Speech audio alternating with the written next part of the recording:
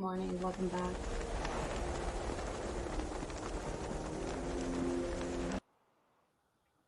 I'm just going to check out the chat and see who's here today. Thank you, everyone, for showing up this morning. And I think I have a good show for us. Oh, good. Thank you for being here, Nevada and Rock.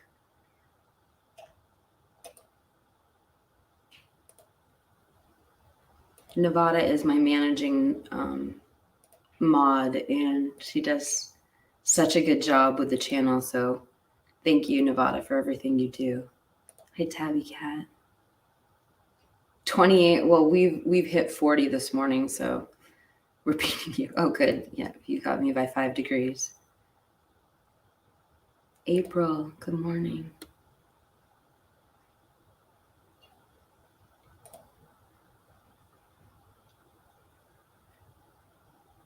And Jordan's here.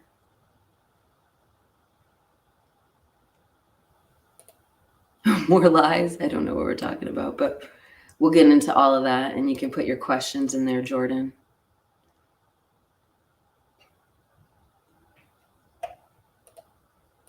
Okay. So I actually this whole show today is regarding the IDAHO4, but there's another case that I feel is being we're being gaslit by the mainstream media, and I thought I'd bring it to your attention because I heard a YouTuber that I really trust give some inside information on this case recently. She said she wasn't going to say any more, and I decided I'd show you the clip today. So what I'm talking about is the P. Diddy controversy that's going on right now. Let me share my screen with you.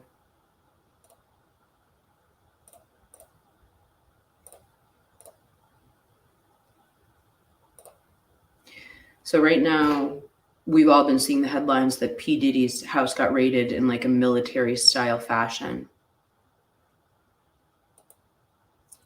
But I'm going to propose to you that has a lot more to do with with things to do than sex trafficking. So one of my favorite podcasters here on YouTube is someone named Candace Owens. And so she's very political. I'm not going to play any of the political stuff that she does, but she reported on a story regarding Michael Jackson and P. Diddy. And I actually believe that this raid that happened on Puffy's house has more to do with this. There's a lot more to do with the story. So the picture I'm showing right now is an article that was in the AP this morning. And basically, essentially, Puffy is saying that his house was raided unfairly. It was overdone in a military style. One second. But I'm going to bring you another proposition to what's going on. Hold on. That's Candace. I got to pull up the screen. If you don't know who Candace Owens is, I'll link her channel afterwards. Like I said, she's one of my favorite YouTubers. Hopefully, I hope that to make a channel like hers one day. I love the way she does her narratives. So let me just fast forward to where she gets started on the story. This is actually a 10-minute story, but we're going to pause it as we go to just kind of digest it. And then we'll get into the IDAHO4 stuff. On Candace Owens.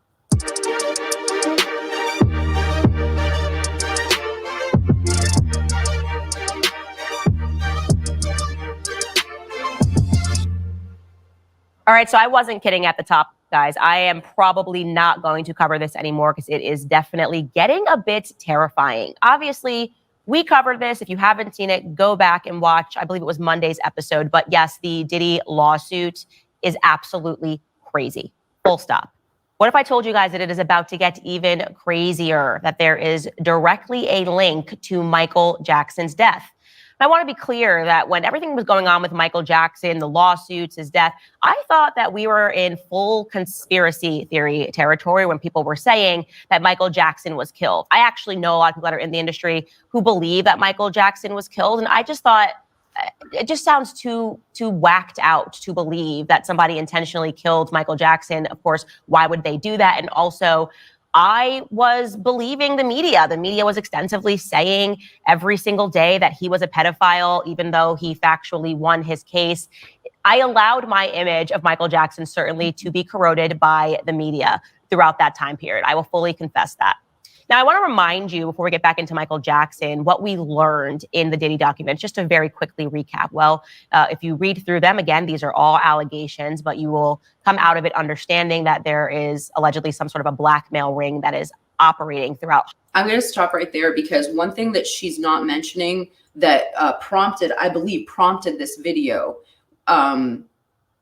when Michael Jackson was accused of all of those things in the 90s, right before that happened, when he was at the pinnacle of his career, when he had the most power, when he had the most fame, when he was still in his prime, he put out an announcement that has been wiped from the internet, which recently came to light, where Michael Jackson called out Tommy Mottola. So Mariah Carey had just divorced Tommy Mottola, and Michael Jackson came out on live and basically said, he is stalking her. He is trying to destroy her. Now, Mariah Carey, too, was at the pinnacle of her career, and she had nobody to stand up for her. So Michael Jackson stood up for her. And that's when all of these allegations went down. Now, I'm not defending Michael Jackson or what he built, but I am saying the timing is exact. Michael Jackson came out calling Tommy Mottola, and he started getting accused of these things. Hollywood, and that artists that are producing music are actually being controlled via being induced into drugs at parties. And then what takes place is they're being recorded, and sometimes they're being recorded while they are committing sexual acts with minors. And something that we also saw in these docs is that these parties, at least a lot of them, are taking place in the Virgin Islands, which again just makes you go, what's happening here? Because Jeffrey Epstein, obviously his home, or he owned an island that was just off the coast of St. Thomas. So we hear that again. I also am jogging your memory about the Bitcoin millionaire who right before his death found drowned, accidental drowning, even though he was fully clothed and had his wallet in his pocket, tweeted that the CIA and the Mossad were running a blackmail ring in the Virgin Islands. Something else that we learned in the Diddy lawsuit was that the media and the authorities are complicit. So the ring has real power, not imagined power. Again, I am using the word alleged because this person, despite having, video evidence and he has presented photographic evidence, this has not yet gone through the court system. And so we can't say that it's entirely true. And I'd say the biggest point that we took away from these Diddy docs was that this ring, if you believe it exists, can and will murder people to protect themselves. And he intimated this event that happened allegedly at a recording studio where Diddy and his son allegedly shot someone, and it was covered up by the LAPD and then the media. All right, so within those docs, and this is where it gets relevant, there is one man that is named as being the person that can do the cleanups, right? This is the guy that you are supposed to call if you get into any sort of a scenario. So in these docs, it says, Mr. Combs instructs his staff to always contact Mr. Muhammad, that is Fahim Muhammad, if they are ever pulled over by the police in Miami or California. And upon information and belief, this is regarding the shooting that took place at Chalice Recording Studios. Again, he is alleging that Diddy and his son shot someone. And after that shooting, the documents say explicitly that Mr. Muhammad spoke with the LAPD after G was shot at the recording studio. So just remember that name, Muhammad, Mr. Muhammad, okay? The LAPD was in the recording studio and witnessed the blood in the restroom, and they went with the bogus claim that the shooting of G occurred outside of the studio. This was all thanks to Mr. Muhammad's connections within law enforcement. So again, what we are seeing there is that you call this guy and this guy will make it disappear, and the media will report whatever the incident is in a capacity that covers up the crime, allegedly. Well, guess what, ladies and gentlemen? The cleanup guy, Mr. Fahim Muhammad, was also on the scene when Michael Jackson died. So I want to introduce you to and allow you to listen to Ian Carroll. He's an independent journalist that is investigating everything that is going on, and he explains that connection that Fahim has with Michael Jackson. Take a listen. So this new lawsuit just came out that shows tons of evidence that P. Diddy, Puff Daddy, has been running a sexual blackmail operation very much like Jeffrey Epstein, but in the rap and music industry for basically 30 years. Okay. And so just to build on Chalk's comment right there, bodyguard, not only bodyguard, but the head of security for the king of pop, a 22-year-old who just got out of college, is very messed up. Same guy as in Puffy's shooting incident. And in that lawsuit, we learned that his head of security, while he's running the sexual blackmail ring, is this guy named Fahim Muhammad, who before working for Diddy was the head of security for Michael Jackson when he was only 21. And he was one of the first people on the scene when Michael Jackson died. And before we go to Michael Jackson, the most important part of the Diddy case to bring across is the fact that the record executives at the very top knew what P. Diddy was doing. They were attending the parties with underage girls where they were spiking drinks. They were deeply involved in Diddy's personal life, and all evidence points to them supporting his operation, or at the very least, turning a blind eye to it. So yes, this is obviously huge. It's also potentially terrifying. And now if you want to be rational and use the rational side of your brain, you just go, okay, well, this could just be a coincidence, right? Like Fahim Muhammad, he is in security. And yes, he obviously is high up in security. He was providing security to Michael Jackson. He happened to die on his watch. Big deal, right? Big deal. Well, I think that would lead us to the question of who exactly is Fahim Muhammad. Okay, so remember, I mentioned Tommy Mottola in the beginning of this, and the video that came out that has recently resurfaced on TikTok of Michael Jackson calling out Tommy Mottola for stalking Mariah Carey and basically trying to take her down, allegedly. Muhammad, because that's kind of a big first job to have. You're 21 years old and you're protecting the king of pop. What exactly are his qualifications? Let's go back to Ian Carroll and his reporting. And now here's the best part. Check this out. This is in all of his bios, by the way, but we're pointing it out now. In 2008, Fahim graduated from Sacramento State University with a bachelor's of science degree in business administration with a concentration in real estate and marketing. Okay. Do you realize what's wrong with that yet? Anything coming to mind? When did Michael Jackson die? June 25th, 2009. Jackson died from cardiac arrest caused by a propofol and benzodiazepine overdose caused by his doctor, apparently. Hold up. Hold the phone. Pause. Why is a dude who just graduated college last year with a business and real estate degree the head of security for the king of pop, for Michael Jackson, the most famous musician of all time? Yeah, that is. Okay. I'm just, because only we have one shot at this, I just want, and I don't report on other things than IDAHO4. I just really want to drive this point home and make sure I'm stopping. They just explained the how. Now, here's the why. And I think this is why the FBI raided this house. I'm sorry. There is no connection, as far as I can tell, with the Michael Jackson and P. Diddy, except for the bodyguard. And I'm wondering if they're looking for more connection. So again, I don't know anything. I'm just going by this really fascinating report. And Candace Owen explicitly says twice she will never report on this again because of the threats that she's receiving. Remarkably suspicious. And if we had a media that was interested in actually presenting the truth and not just propagandizing on behalf of the state, they would probably explore and look deeper into who this character is. But of course, that's not what the media does. Instead, they are meant to convince people of certain narratives. And like I said in the past, I've been a victim to that. I was obviously very young when everything was going on with Michael Jackson, and I believed the media, which is why I was kind of stunned to kind of go back and revisit the Michael Jackson case. And Ian has extensively unpacked that, revealing, and I did not know this, maybe perhaps because the media wasn't interested in telling us the end result. But yes, the FBI raided Michael Jackson's home. They poured through hours upon hours of the video footage that he had, other materials, documents that were in his house, trying to find this connection to Michael Jackson and potential child abuse. And what ended up being the result was that they could not find a single shred of proof that Michael Jackson had abused any children. And yet, despite this, the media convinced us that he was a pedophile, or maybe they didn't convince you, but they definitely did a good job convincing me that Michael Jackson was a pedophile.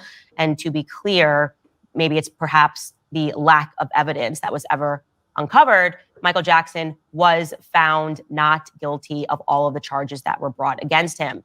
But that didn't stop the media's obsessive attacks against him. They still wanted people to believe that this man was a bad individual. And so they shifted their claims and they started revealing in so many articles, so many front page news pieces were written to tell the masses that Michael Jackson was a raging anti-Semite. It is a fact, by the way, that Michael Jackson... I'm just going to pause. Before she says what she says, I'm going to just put a trigger warning, because if you were to take what she's saying out of context, she's trying to explain why Michael Jackson was labeled that way. She is in no way giving like her personal opinion. I want to just give that trigger warning before she talks, because I know there's a lot of people who would be sensitive to this subject. Jackson did keep a list of people in the industry that he said were his enemies, okay? On that list were people that all happened to be Jewish. So it was lawyer Gloria Allred, music exec Tommy Mottola, Rabbi Shmuley Boteach, you may have heard of him, and I'm going to mention him later, Israeli illusionist Uri Geller, and also Michael Jackson's former manager, Dieter Wiesner. Now, to be clear, it was Dieter himself that revealed that Michael Jackson had this list, but he says that Michael Jackson was just paranoid, that Michael Jackson thought that these industry people were all colluding to try to ruin his life and to take over his life. And again, that was just Michael Jackson being crazy and being a raging anti-Semite. Well, Ian Carroll also investigates those claims as well. Take a listen.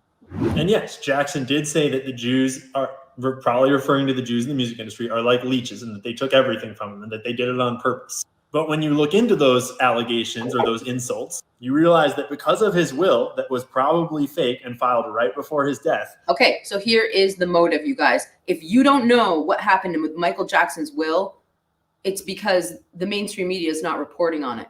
The Jackson family, they pushed back against this, but I don't hear them speaking out. They must be petrified too. Just listen to this. So the will was signed on July 7th in Los Angeles by 3 witnesses, but Jackson's family pointed out that he was in New York that day and there's video proving it. So they changed their story, but the witnesses definitely saw it and it was just in New York. So anyways, because of this will, John Branca was put in charge of his estate, which included his net worth of $230 million, but far more importantly, his 50% share of Sony ATV worth $750 million. Yes, he was taking on Sony. He was going after the hand that feeds him. And when you look into John Branca, in 2003, Jackson fired Branca because he was siphoning money out of Jackson's accounts in collusion with Sony Music CEO Tommy Mottola and funneling it through a bunch of offshore accounts in the Caribbean. John Branca is Jewish, and Tommy Mottola is also Jewish. Again, trigger warning. So I just don't want anyone to take that out of context. They're just saying why Michael Jackson was labeled as an anti-Semite. That's why they're bringing this up. And I actually want to stop there because she goes into more of the controversy with the rabbi and Kanye at that point, and I just don't feel it's appropriate for my channel. So I'm just going to stop there. But please, I've got Candace's handle at the bottom. Go check out the whole video. It's about 45 minutes long, and she does go into more detail about Michael Jackson, tying Kanye into a few of these things. And so I'm going to show you why I bring this up. So before I came on, I just wanted to see what the headlines were as far as the Diddy case before I showed you this Candace video. And all of the headlines are from Diddy's lawyer this morning.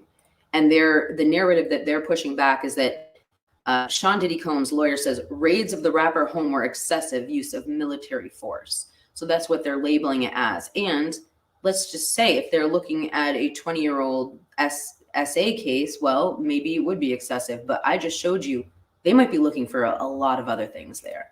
So let's just read this. It's literally like one paragraph long. Let me just read this to you. Okay, so Los Angeles AP. Sean Diddy Combs' lawyer said Tuesday that all searches for the rapper's Los Angeles and Miami properties by federal authorities in the sex trafficking investigation were gross use of military-level force, and that Combs is innocent and will continue to fight to clear his name. In his first public statement from the music mogul's team since Monday's raids of his home by Homeland Security investigative agents, yesterday there was a gross overuse of military-level force, such as warrants were executed at Mr. Combs' residences, said the statement from his attorney, Aaron Dyer. There is no excuse for the excessive show of force and the hostility exhibited by authorities, or the way his children or employees were treated. And if you haven't seen, they basically cuffed and pulled them out. They didn't want anyone to hide anything. And if you haven't seen this home, my God, go look at the pictures. I mean, it's like 3 of our White Houses put together. It's just incredible. The searches were part of an ongoing sex trafficking investigation by federal authorities in New York. 2 law enforcement officials told the Associated Press the officials were not authorized to publicly discuss details of the investigation and spoke with AP on condition of anonymity. And here's a picture of one of those Hollywood tour buses going by Diddy's house. Combs was not detained and spoke with authorities, and neither he nor his family members were arrested, nor his travel restricted, according to Dyer's statements. Dyer said the unprecedented ambush has led to premature rush to judgment on Mr. Combs, and nothing is more than a witch hunt based on meritless accusations by civil lawsuits.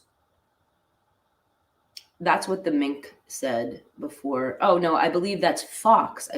Fox you have dead on you. There has been no findings of criminal or civil liability with any of the allegations, Dyer said. Mr. Combs is innocent and will continue to fight every single day to clear his name. Combs' son, Justin, and Christian King Combs were handcuffed during the raid in their father's residence in Los Angeles. King, 25, is a music artist whose song Can't Stop, Won't Stop with Kodiak Black topped Billboard's mainstream R&B hip-hop charts in 2022. Law enforcement conducted the raid Monday on Combs' multi-million-dollar mansion in the affluent Holmby Hills neighborhood in Los Angeles and his Miami waterfront home. Along with heavy presence of officers, command trucks were parked outside both properties. The criminal investigation is a major escalation in the scrutiny of Combs, who has been defended in several sexual abuse lawsuits in recent months. In a lawsuit Combs settled the day after it was filed in November, his former girlfriend, R&B singer Cassie, sued him for alleged years of sexual abuse, including rape, and the lawsuit said it forced her to have sex with male prostitutes while he filmed them. And I'm going to stop there because I know we don't need to get any more of that out of the article. I want to point something out about Cassie. So basically she was running out with her statute of limitations. I mean, this happened when she was very, very young. A lot of this, it went on for years and years and years, the abuse. She had the receipts too. And allegedly. And she filed the lawsuit on November 16th. So, just several months ago. They settled the lawsuit on the 17th. Like, no fighting, nothing. They were prepared. They knew it was coming, and she knew what she was doing. And I'm going to, what's interesting is we have this raid. It's not like the mainstream media has been not covering the case against Cassie. It is definitely being swept under the rug. It is BS. This woman went through hell, and nobody is talking about what she did. So I'm going to show you, I don't know if you've ever heard of The Criminal Lawyer. I'm about to show you, but I listen to him quite frequently. He doesn't cover the IDAHO4, so I've never showed him on my channel, but I listen to him a lot. He's really insightful. Let me just pull this video up. And it just gives a little idea of what Cassie went through. We're going to go until they explain. And when you have somebody's career and basically life in your hands, and they'll do anything for you, that's not consent. That is not consent. That's an abuse of power. Just absolutely horrific. These cases are gross. I mean, and they're hard to listen to, honestly. And especially when a young woman, and if 37, you're still young, gets on the stand and you tell the jury how this has affected you over the last 20 years, that's powerful. That's absolutely powerful material. When we go to the club, we used to have these bottles, right? And on this bottle, they be regular Moet bottles. On them bottles right there, they've been to have something to make the girls be real slippery and all of this kind of stuff. We have bottles for us and bottles for them. First of all, you're drugging somebody without their consent or knowledge. That's a major physical assault right there, just right there. How bad does it look that Diddy's flying a 17-year-old girl on a private jet? She's on his lap in these photos. She's corroborated by the photographic evidence. My guess is there's going to be other evidence that's going to corroborate her story as well. Let me be absolutely clear. I did not do any of the awful things being alleged. I will fight for my name, my family, and for truth. Bruce Rivers, he's the criminal lawyer. Who is he? Bruce Rivers, he's the criminal lawyer. And who is he? Bruce Rivers, he's the criminal lawyer. And what he do? And he's gonna react to all the self-snitching. Hi, this is Bruce Rivers. Welcome to another fun-filled episode of Criminal Lawyer Reacts. I'm Bruce Rivers, your board-certified criminal defense lawyer, coming to you with our content genius behind the ideas, behind everything, Michael Rivers. I'm his biggest fan, just so you know. Today we're reacting to the news about P. Diddy getting sued, and as a result of a new law, well, relatively new, and it's occurring around the country. We'll talk a little bit more about what that law is and the allegations facing P. Diddy. But before we get to that, this episode is brought to you by eSign.com. eSign.com is a very effective way to remotely do business. My grandfather, as he sits in his basement eating his Cheetos in his Cheeto-stained underpants, he is venturing out on a new business. And guess what? He got a record contract to do senior agreement, all these rap, and then asked eSign.com, a very effective way to remotely do business. Now let's talk about P. Diddy. Okay, first of all, he had one gal that had sued him, and then we'll talk a little bit about more of the specifics. But then the minute she filed, he settled with her the very next day. Well, shortly after that, and I'll give you a timeline of all this, 3 more accusers have come forward to allege sexual assault allegations against P. Diddy. And then he came out and gave a statement. Well, and a lot of these allegations are over 30 years old. And so you're thinking to yourself, what the hell? How can you sue somebody if it's that old? Isn't there a statute of limitations? Yes, there is. But there is this new law that is almost universal. It's in every state. We have it here in Minnesota. It's called the Adult Survivors Act. And what it is, basically, it's a 1-year look back period. So for 1 year, you can, if you're an adult and you were an adult at the time or close to it, you can sue your perpetrator, the one you're accusing of sexual assault, regardless of any timeline. It sunsets. So you only have a year to do this. And it's to kind of clear up a lot of old cases to give people redress that may not have had either the courage or the wherewithal or just the ability to bring a lawsuit, and the statute of limitations may have run at that point.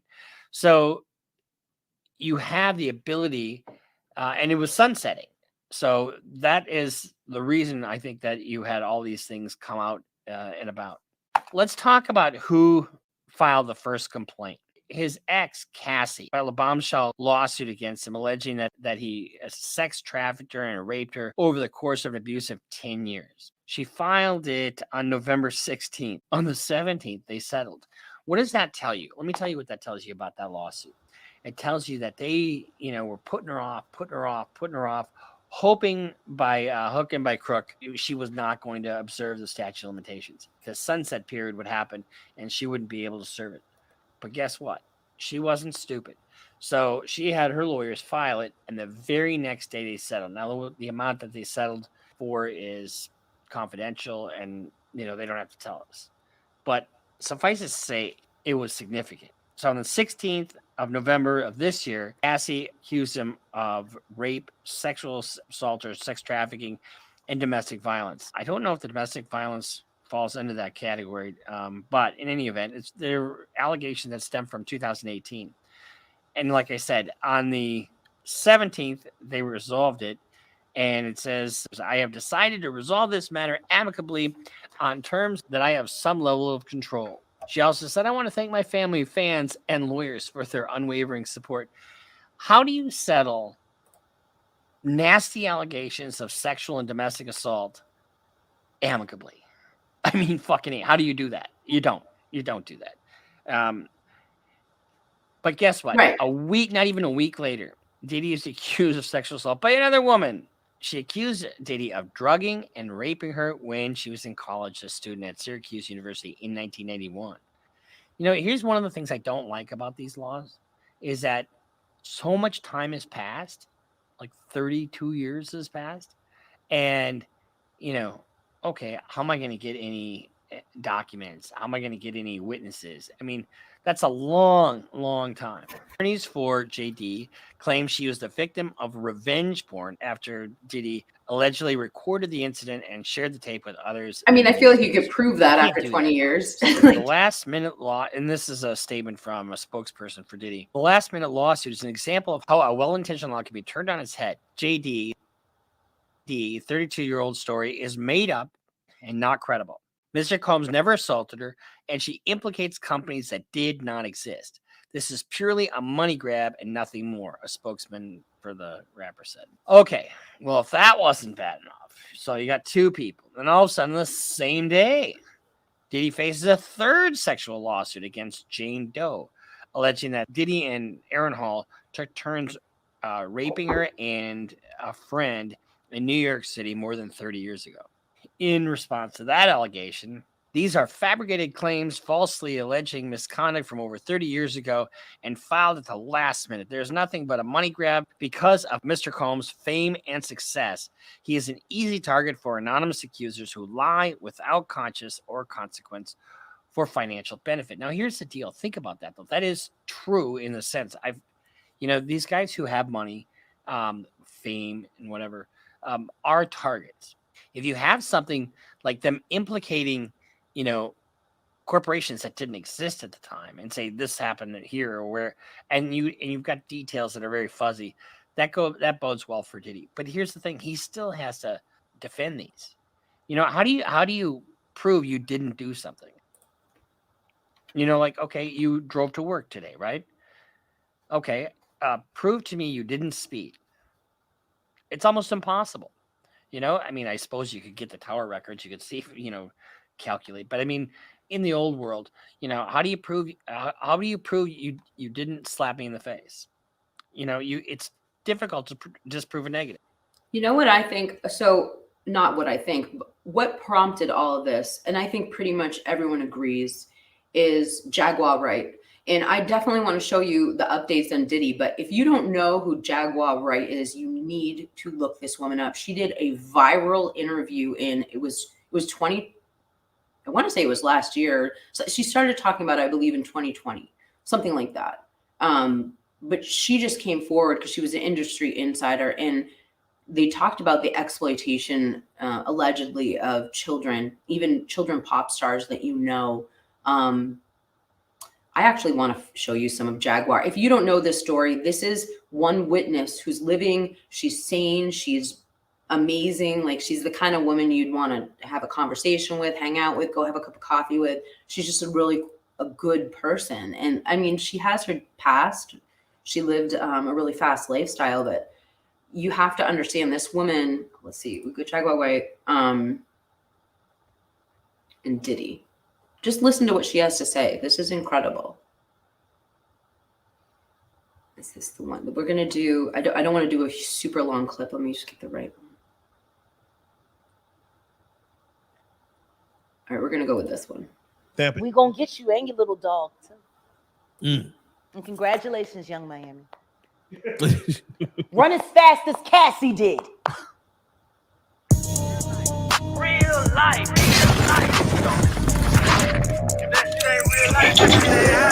It ain't real life. Real life street stars. You know what time it is. That fucker. I'm sorry, I'm a little upset about it. Because Al B. Sure just came out of his coma, and I've been talking to Al, and it's not just that. Like, I'm just glad that he's alive. There are other things. I just lost my screen. Sorry, guys. Definitely. Yeah. But when you think about Kim, and when Jaguar talks, I mean, Jaguar brings up other things that just aren't discussed anymore, like the connections to R. Kelly. When we talk about Aaliyah, Aaliyah didn't get on that plane voluntarily. She didn't even want to be on that plane. You have to listen to Jaguar. I was thinking to myself the other day, Uptown Records started with 5 people. Andre Harrell, I'll Be Sure, Heavy D, and Puffy. And Kim was the longest working employee because she was there from the very beginning. She was Andre's personal assistant. Mm. Kim is dead. Heavy D is dead. Yeah. Andre Harrell is dead. The only 2 left are Puffy and Al almost died. Isn't that interesting? That is interesting. Heavy D was found dead, face down in the heart attack. Andre Harrell, heart attack. Kim died from pneumonia, but there's the first coroner's report that said that she died. It was ruled a homicide, and they found toxins in her body to prove that she had been poisoned. You know, they have poisons that create heart attack and pneumonia-like symptoms. And then right after that, Al had a meeting, and I was going to meet up with him because we were in Vegas. And then the next thing you know, you want to know what they all had in common, though? The survivors and the late of Uptown Records, they were all writing tell-all books. And don't Andre forget, was writing a book right before he died. and don't forget Puff. Heavy D was working on a book before he. And I know we're not tying Biggie into all of this just yet, but Biggie, don't forget, was about to start his own label because he just did Life After Death with Puffy, and he was about to release another album under his own name. He died. Kim Porter was working on a book before she died. And I'll Be Sure was working on the documentary of his life. And then he goes into a coma. Has Puffy ever been in a coma? Has anything happened to him? He must be the luckiest motherfucker, because it seems like everybody that worked at Uptown Records from the very beginning is gone. Just him. I guess Al disappointed you. You know, I speak for a reason. When you see this bullshit ass motherfucking game fucking with people that you love, that you like, you know, there's too many coincidences. Too many. Fuck you, honeycomb. These are friends. Stamp it. We gonna get you and your little dog too. Mm. And congratulations, Young Miami. Run as fast as Cassie did. Right? Has anybody asked themselves about that shit? I mean, yeah, I'm sure a lot of people are asking about what's going on with it. Yeah, a lot of people are looking at it as like that's the way the new relationship should work. What, to get paid? Yeah, She was getting $500K a month. She quit because he dropped her down. Mm-hmm. Yeah, I think that's where they're at with it now. No, but understand this. Think about this. And there are women in this room. Why would you quit? What the fuck is going on that 250,000 ain't enough? Ladies?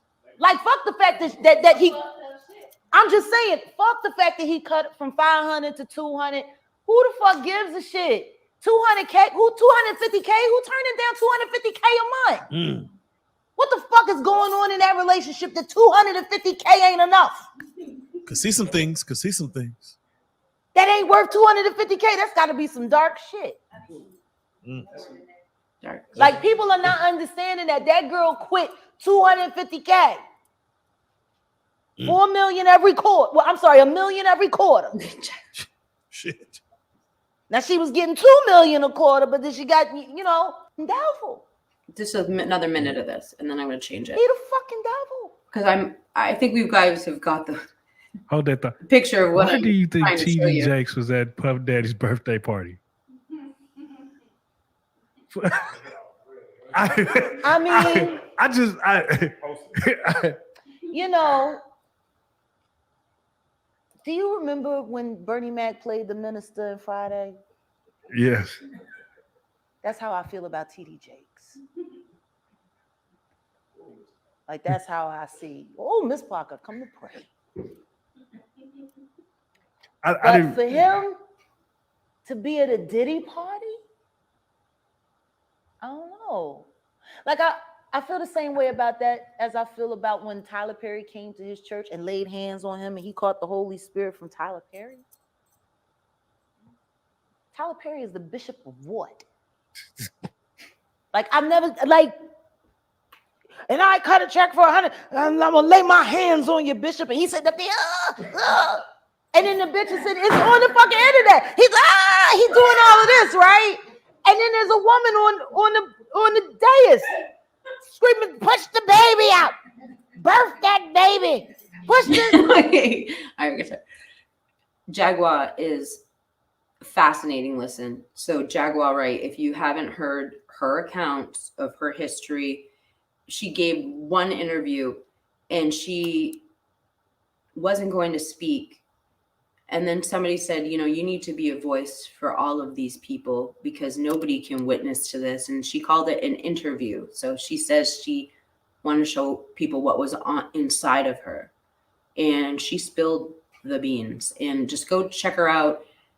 I think she's fascinating. Go check out Candace Owens. And so I can't believe I've already spent 45 minutes talking about this, but it's a true crime case that I feel I know well enough to actually talk about. Yes, she's very theatrical, and that's why she did so well and was so successful.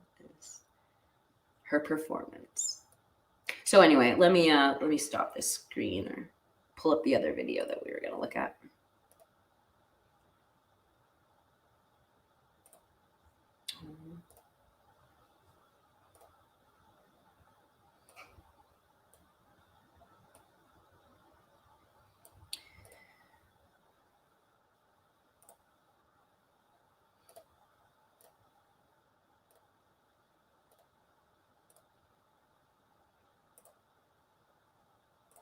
Okay, so I brought this up. I got this idea last night when I was actually on Get a Clue's channel, and I don't. Get a Clue's great. I haven't been on his channel in a really long time, and somebody told me that he said something about me, so I wanted to go see if I could find it. And what I noticed is he had this Linda Lane video up, and it's 4 a.m. to 5 a.m. I actually have it playing right now. Whoops. Let me turn up the volume. And I thought there were two things, get my list here. There were a few things that I thought we should talk about today. And I might be going out of order here. I've got too many screens open. Hold on.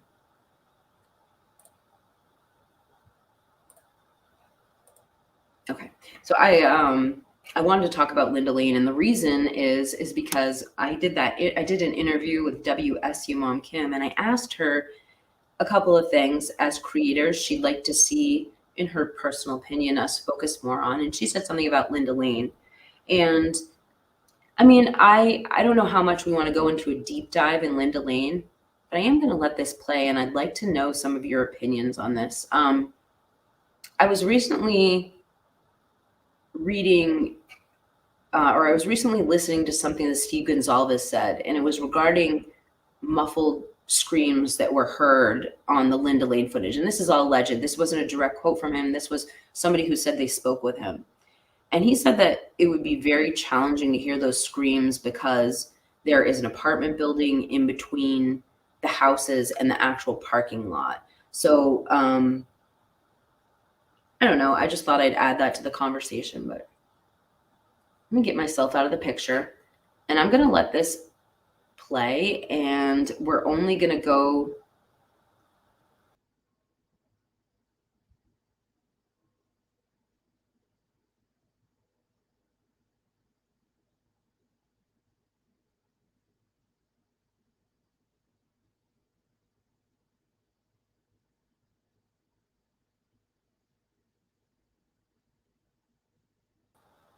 That's weird. Like, I can't hear any sound on this. Yeah.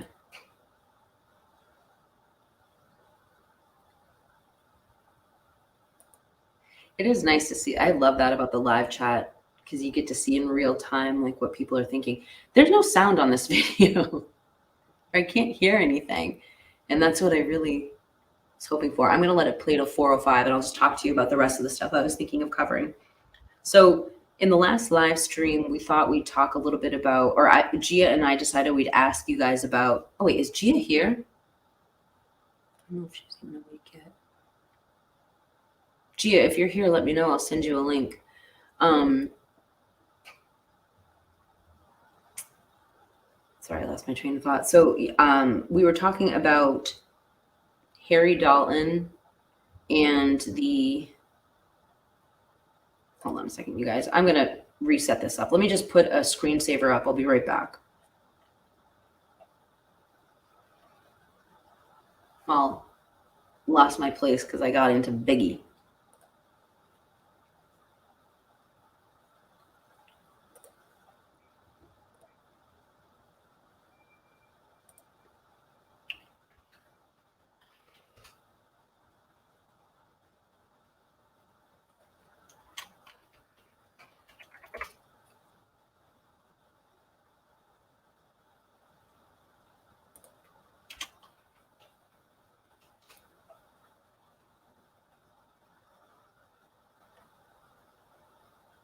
Almost there, guys. I'm just getting the right video. Oh.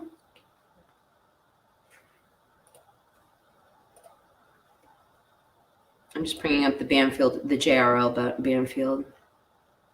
Banfield, IDAHO4, JRL, invest. That's weird. I don't see JRL's Banfield on here.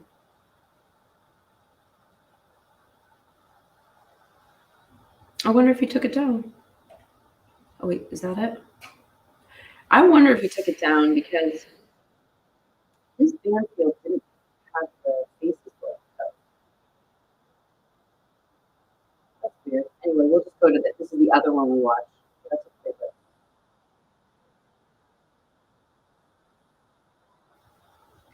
okay.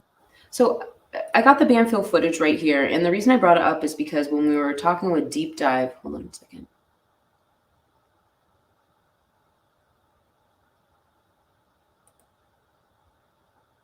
Yeah, I know. I almost showed that just because they irritate me sometimes, but I didn't want to poke fun at someone for no reason. I don't know how, I don't know if how those connections, like, I think that photograph, he was like his brother, there was like 4 other people in that photograph. He was visiting for something. But if you do have any insight, if Harry has been implicated in some way that I don't know about, please let me know. I'd love to add that to my research.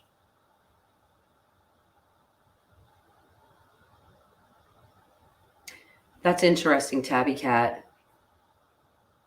So it sounded like, yeah, I thought I heard people at a party the first time I heard it.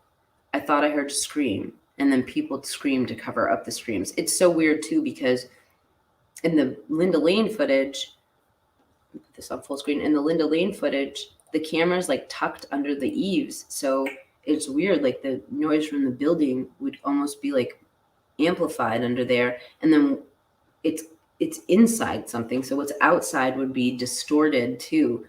I mean, we could. I'm not stupid. We could figure it out, but lots of things to take into account. Lana actually went to Moscow. I saw that video with her and I can't remember the other girl's name. We went to Linda Lane Apartments, and Bella obviously did experiments to see what they could see. I forgot about that video. That was right around the anniversary that they were out there and everybody was doing their drive-thrus.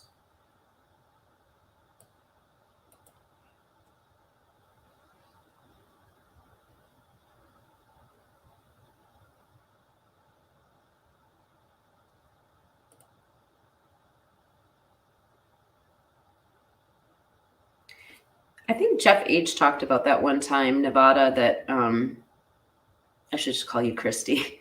Obviously, now that it's not next to your name. I remember Jeff saying one time that he wanted to try looping together some of the videos to see if he could prove that Linda Lane was real by showing Banfield.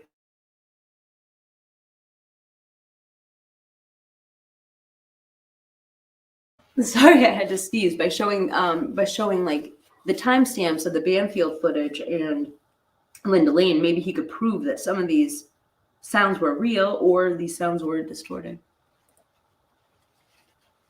Yeah, there's no way. I'm not going to show. So that was Get a Clue, but I'm going to go back to Jeff H's. We will go back to that in a second. I don't know. Tabby Cat, did you go look? JRL's video isn't around. Weird. Okay. So I just sneezed. I just want to. I don't want to show myself on camera. I think my eye makeup just got messed up. Hold on. Let me just.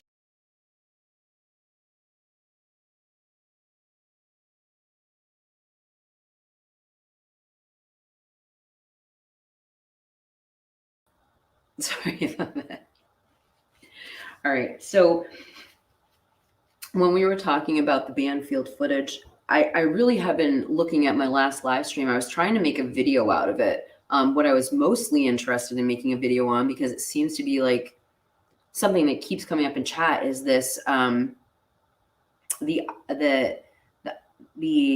Idaho sliced roast beef general and Harry Dolan. So these are two words I keep seeing, and we weren't really able to get a lot of answers in the last live stream, but I did find out an interesting piece of information about the Idaho sliced roast beef general. So from my understanding from others is that this is like kind of like a satire / macabre kind of weirdo newsletter. And the IDAHO4 wasn't the first time that this sliced roast beef general showed up. In fact, one of my viewers says that they remember vividly this same group covering in the same fashion the Madeleine McCann case, the little girl that went missing. So I just thought I'd share that with you because maybe it could put into text a little context, a little bit about this Reddit thread, or I believe it was a Reddit thread, the Idaho sliced beef general that got Idaho sliced roast beef general that got taken down off the internet after a while. But the one mystery that I can't seem to find anything else out on is the Harry Dalton. And there were lots of conspiracies on, I don't want to say conspiracy, but there were lots of thoughts on that. You know, I had 12 gauge and I have Nevada here. I'm going to just drop a link. If 12 gauge or Nevada, if either of you want to come up and talk, you're welcome to.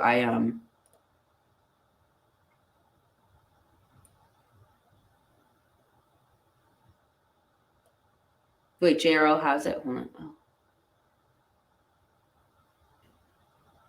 JLR, Jonathan. I was calling him Jonathan Lee Richards because I keep mixing up his name, and it's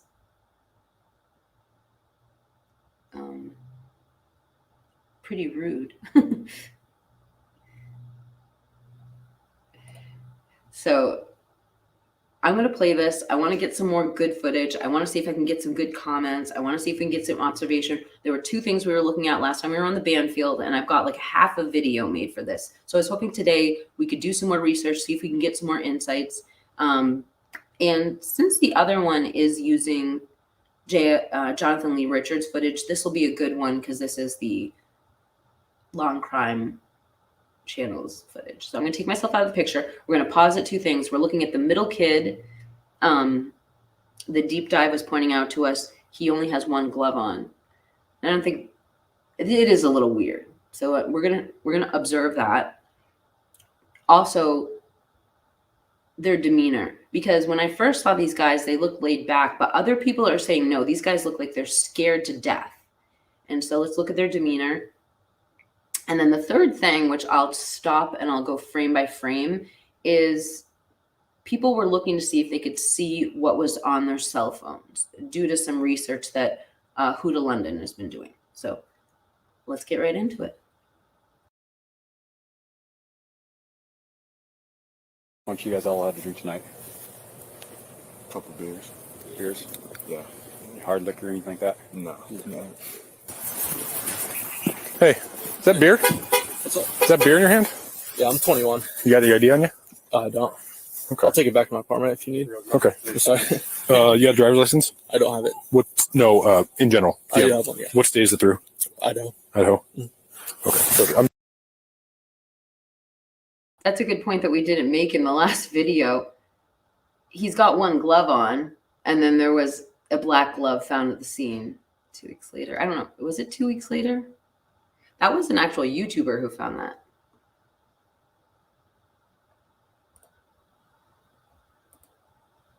Why didn't that come up in our last live stream? Very good. I'm just going to check if everything's good. Since they're not open, I'll let you hang on to them. Okay. So, will I get charged with anything? No, or? no. Okay. Appreciate it. But it's just enough for me to stop, check, make sure you're 21, No worries. walking Yeah, around I here in get it. public. Alright. Moscow 77, check one. What's that? Am I going to take off? Or? No, let me run this through dispatch, make sure you're actually 21 and give me a fake birth date or anything. Well, yeah. I won't lie to you. It's funny. Yeah, I think that's the first one I've seen. Yeah. One. So if that comes back good, yeah, you're free to go. Yeah, we thought you were talking. You all three. I thought it was just like a fake. This is awful footage, huh, you guys? How many fake people?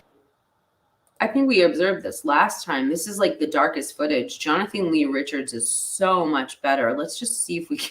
I'm just going to see if I can find it because like we can't see anything in this.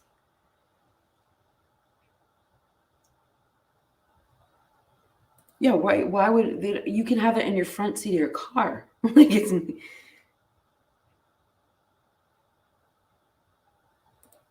yeah, but we can't see him.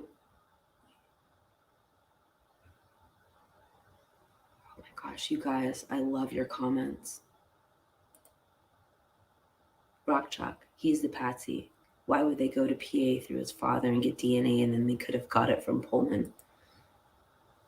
Well, maybe he was wearing rubber gloves in Pullman.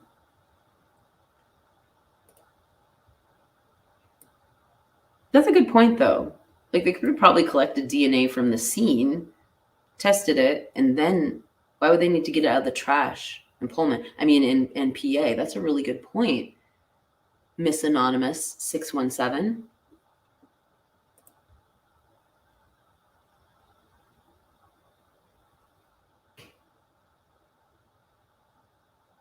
The truck? Okay. All right, so we got, let me just, so I don't forget when I play. So I'm going to hiding the truck. So I guess we have a fourth thing we're looking for.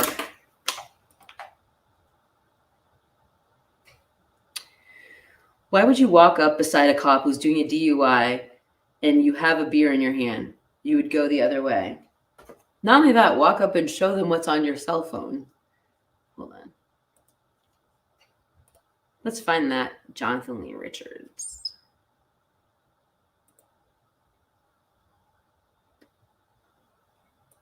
That's why I put JRL. Oh, thank God. Wait, new. Okay, here we go. Jonathan Lee Richards investigates. I'm going to share with everyone the unedited version of the 11/13/2022 police body cam surveillance in Moscow, Idaho, right by the band field, Sigma Chi, that incident that happened around 3 a.m. that early morning. The body cam got released. I just want to make something clear. I'm not laughing at Jonathan Lee Richards every time I pull this footage up. I'm laughing at the freaking seahorse, okay? Because I don't want him to, because I pull this video up and I always crack up when the picture comes on, but it's like, it's just funny. He's got this, I don't know why I think that's funny.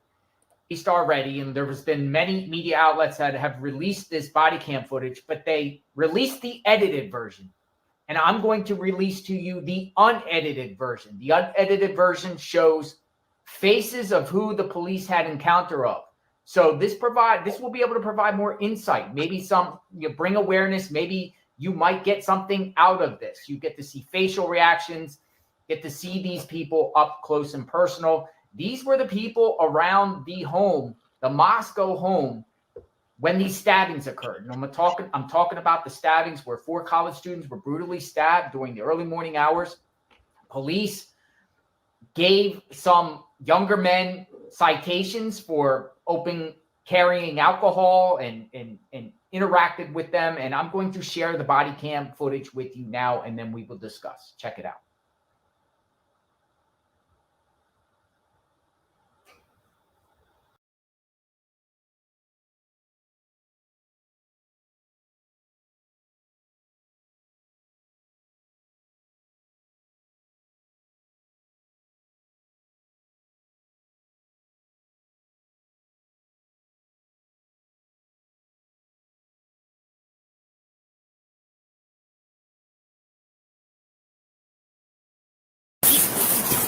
Hey guys, Moscow PD.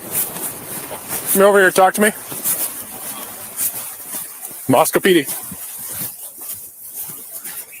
Hey, is that beer? What's up? Is that beer in your hand? Yeah, I'm 21. You got any ID on you? I don't.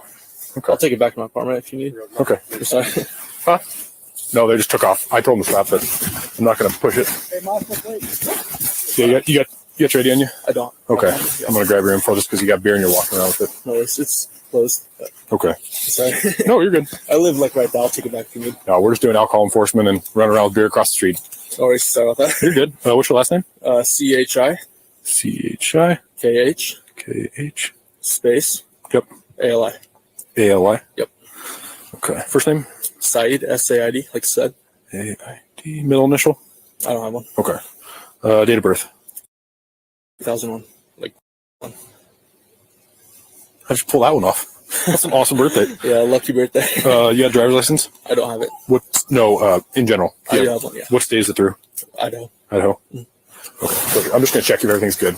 Since they're not open, I'll let you hang on to them. Okay. So- Will I get charged with anything? No, or- no. Okay. Appreciate But it. it's just enough for me to stop, check, make sure you're 21, No worries. walking Yeah, around I here in get it. public. All right. Moscow 77, check one. What's that? Am I going to take off? Or? No, let me run this through dispatch, make sure you're actually 21 and give me a fake birthday or anything. That's actually something we can look for, Don. So this is interesting. Don said this, and I hadn't seen that before, that when they first approach him, it's on the left hand, and later he sees it on the right hand. All right, let's go.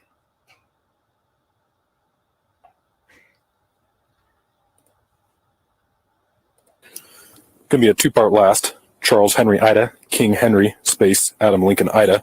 First of Said, Sam Ida. Correction, Sam Adam Ida, David. No middle.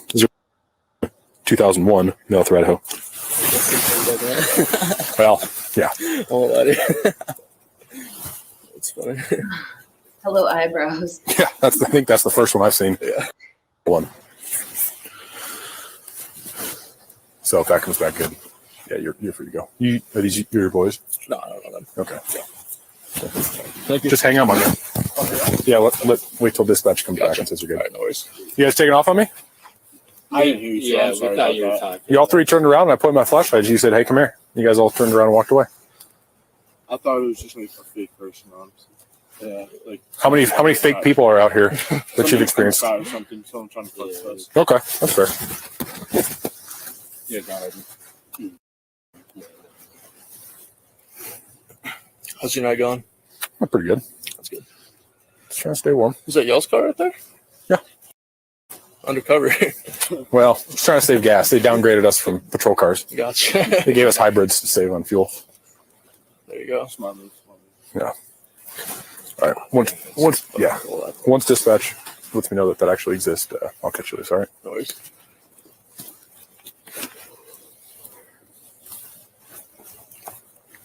You guys over at which department did y'all come from? I don't know.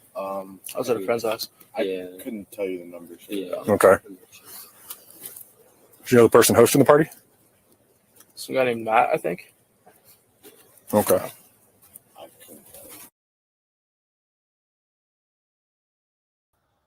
The one thing we can see right there, though, I mean, just from what we're implicating, the person had one glove on and one glove was found at the crime scene. You can, and I'm just throwing out things that I see. The cop has his flashlight like right on him right now, on his leg. I feel like, and on his shoes. I feel like if he was involved in a terrible crime with the glove, we would see something on his pants, his shoes, or his white shirt right now. But let me know what you guys think. See? But let's keep an eye on the glove here. In the middle. What's your first name? Ethan. ETHAN.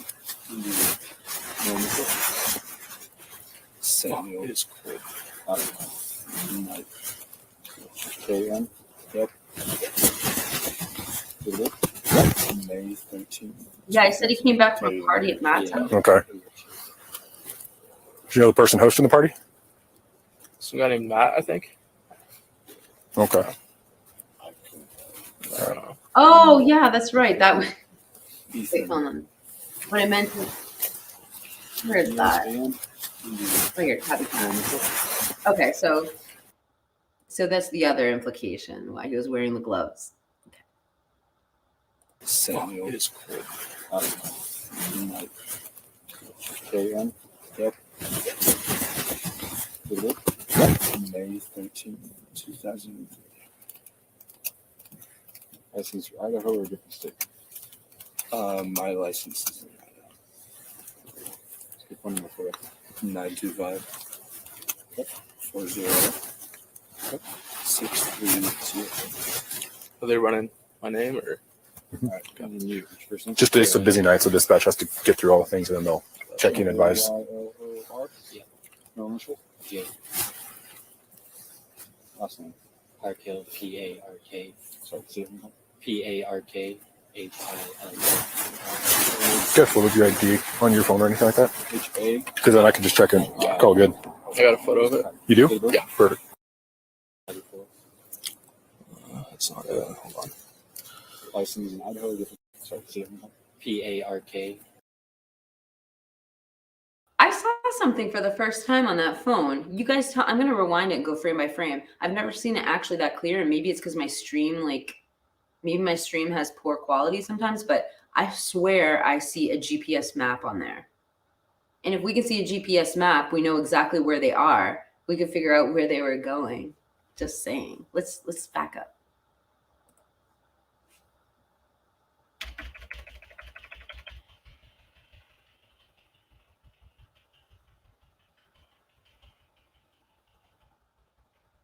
It takes a long time to back up frame by frame. Hold on.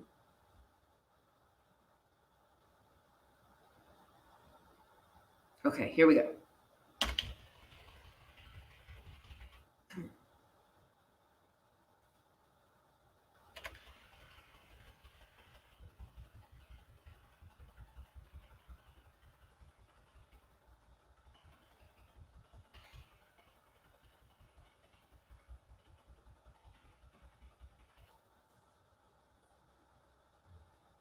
I know this is tedious, but I never see anything in videos. And if I can see it, I think you guys can see it.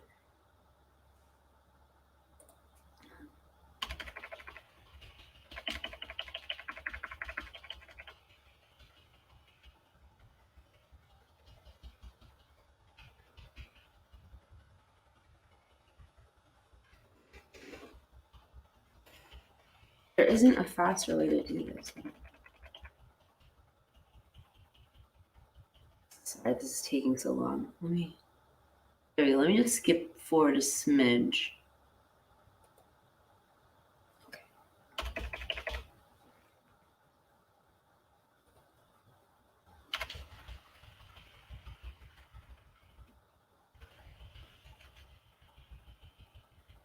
Right. Come on, guys.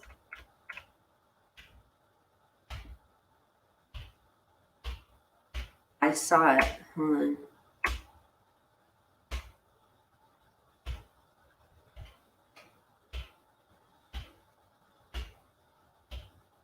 It's super clear today. I think it's the stream. We just have a good connection.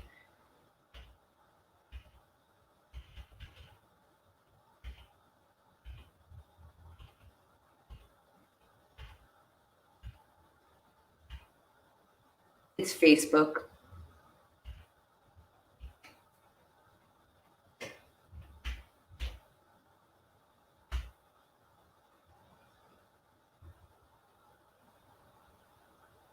I don't know. That looks like cameras. No, it's Facebook. It's Facebook. Well, let me look at the chat. I'm just staring at the screen. Let me see what you guys think.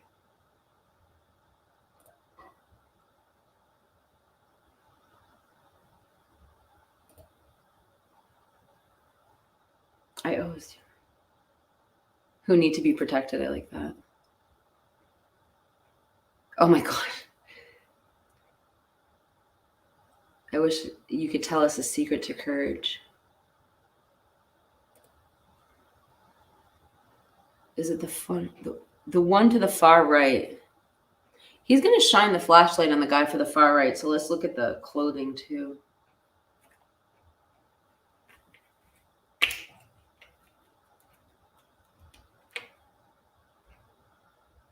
Okay.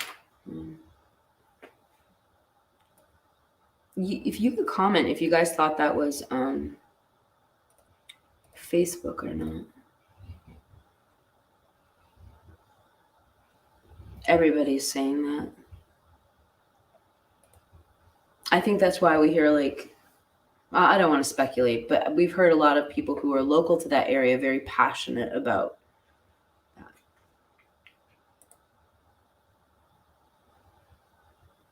Yeah.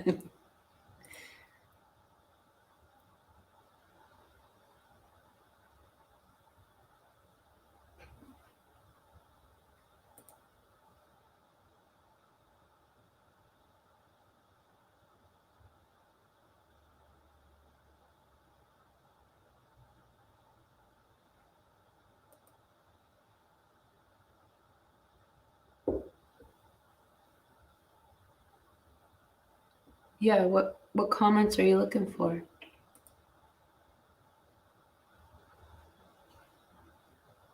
Okay. That's weird, Laura.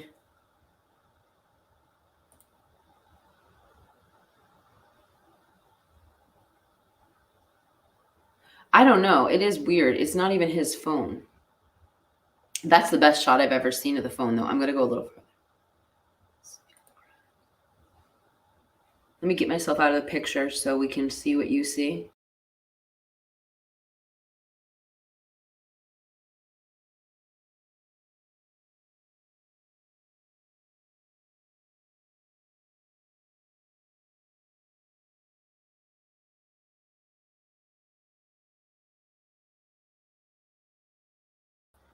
Nevada, I thought that too. In fact, that was what I was going to say. I thought, okay, it kind of looks like Microsoft Teams when you see the four squares, but you're right. It does look like different camera angles, like if somebody was looking at their home surveillance or something. But why I say it looks like Facebook is up. I don't know if you can see my cursor. Let me try going on right here. It looks like Facebook there, search bar, blue. Could it be OnlyFans? Let me know what you guys think. Facebook, yep, Tabby Cat. Oh, but the Facebook picture is creepy. That's good.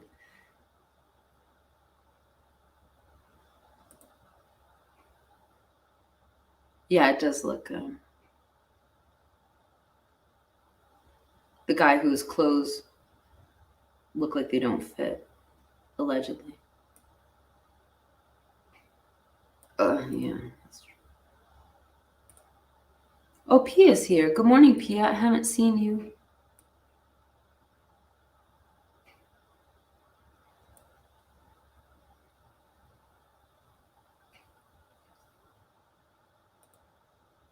Let me get myself out of the picture so you guys can look at that comment.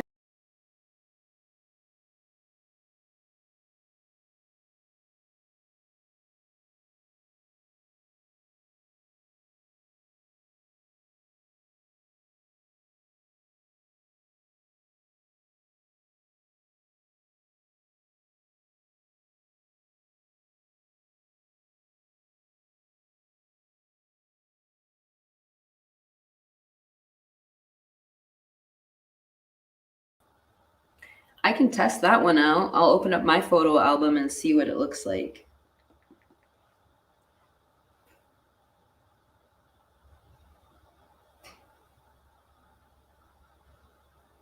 I mean, it looks like that when I open it, but let me go back one so you guys can see. Put it at the same angle. I mean, you're right. That does kind of look similar. I don't know. Let me get myself out of this. Oh, I know. I have to take the background blur off. Hold on.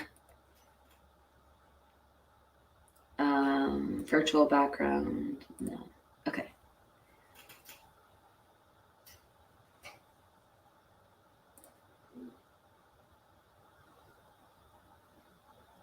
Does kind of look the same, huh? Good observation, Tax Max Fax. Machine? What's your name? Thunderclap? Tax Max Fax Thunderclap.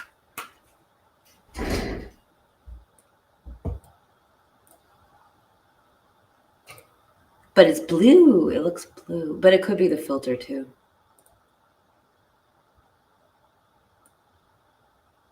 I would say the three most probable things that in the chat: Facebook, the iPhone pictures, or security camera. The one thing that kind of makes me feel like it might be the pictures is that right down there. It kind of looks like the wording kind of looks similar. I don't know. Home security app, says Tabby. Oh, it could be Discord. I don't know. Let me open up Discord and see what that looks like.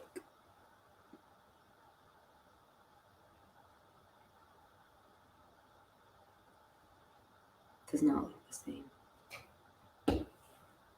Just with the, initial opening, because obviously he wouldn't be inside his Discord that quickly. I don't think.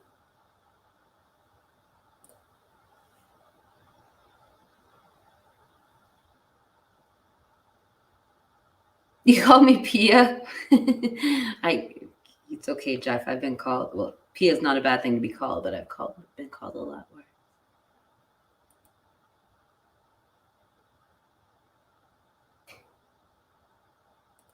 Yeah, Pia hasn't been in the live chat for a while. She's in our thoughts and prayers. She's been going through some health problems recently, so she may not be up this early in the morning when I start at 9. Yeah. Hope you feel better. Okay, I'm gonna get out of the screen so we can look at this card.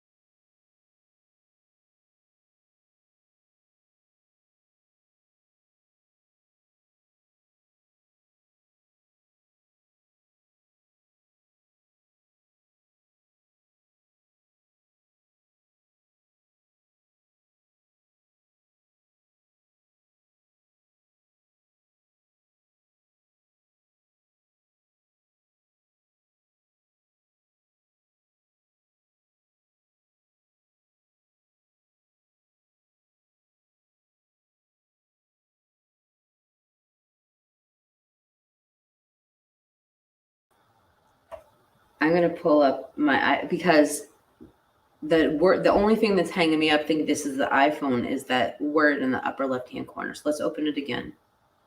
And it does say my albums up there. So let's look at that section at the top. Mine has like, Try turning that off.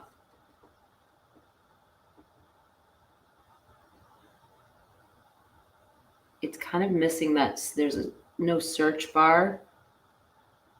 And it's 2 words there. I don't know. I don't know, you guys.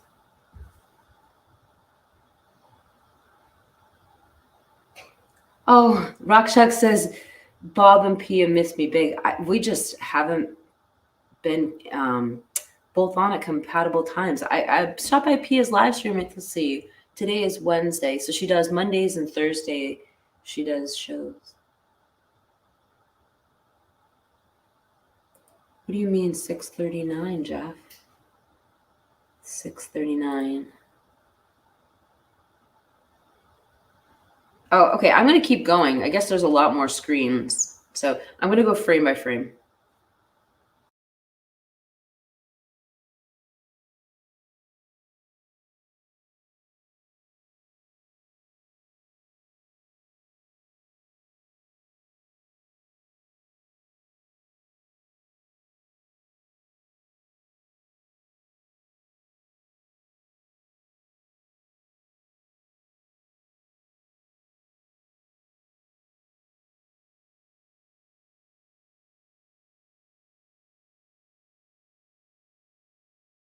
I'm actually just going to start it from where we can see the cell phone because I originally was going back because I swore I saw GPS coordinates, walking coordinates, and I thought that'd be fascinating if there were. So let's go back and then I'll go all the way. I'll go through the whole cell phone footage so we can get still frame.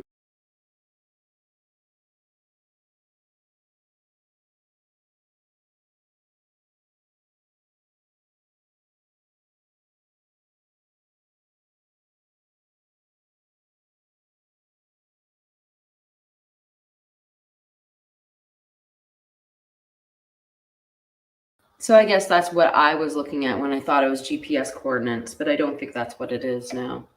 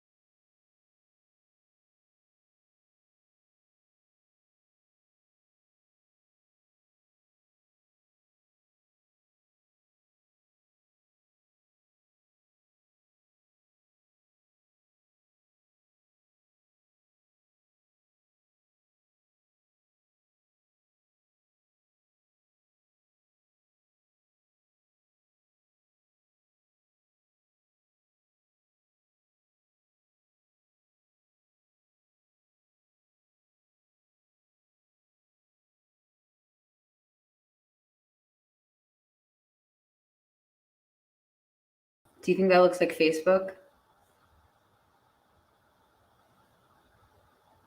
What do you guys think? You know, I don't know if I can zoom in. Let me give it a try. I'm certainly going to be able to take still shots from this. Let me see if I can do a screenshot. Control Alt. Oh, I can't screenshot when I'm streaming for some reason. I don't know how to.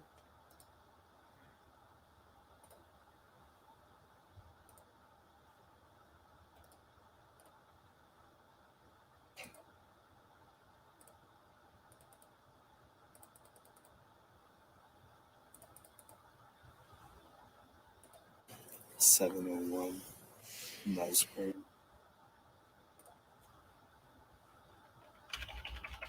That didn't really help. It just makes the words really big.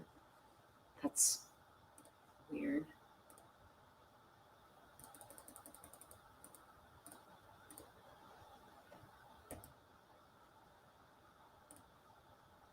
So after we look at this last screen, which I think that looks unmistakably like Facebook to me, personally, in my own opinion, we're going to play because we have other things. We're looking at the clothing on the guy on the right. We're looking, does it look like he's wearing clothing that doesn't fit him? We're still looking at the gloves, why he's got one glove on, one glove off, and why is he wearing sunglasses? So these are some of the things we're just observing today in the Banfield.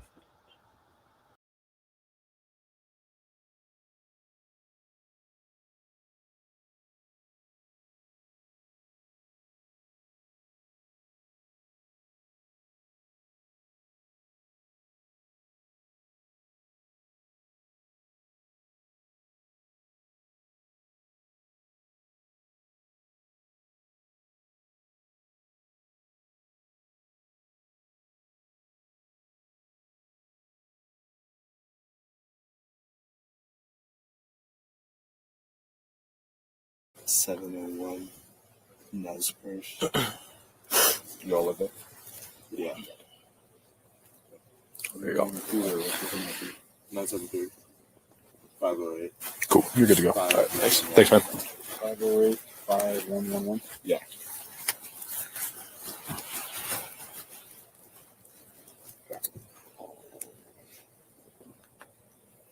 Why don't you guys all have a drink tonight?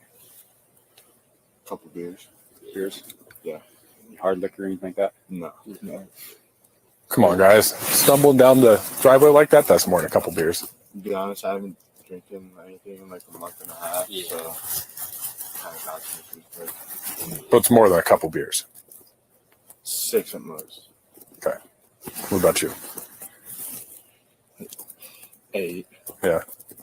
That's more accurate of an answer, I think. 2 is, yeah, it's a little low. Oh, So 6 to 8 for all of you? Yeah. Some more shots? No shots. Okay. What kind of beer? Bush Light. Bush Light? yeah, it is natural way. All right. Let's try one more time. Was it really 6 to 8 or a little more than that? 16. Okay. That's 9 for me, okay.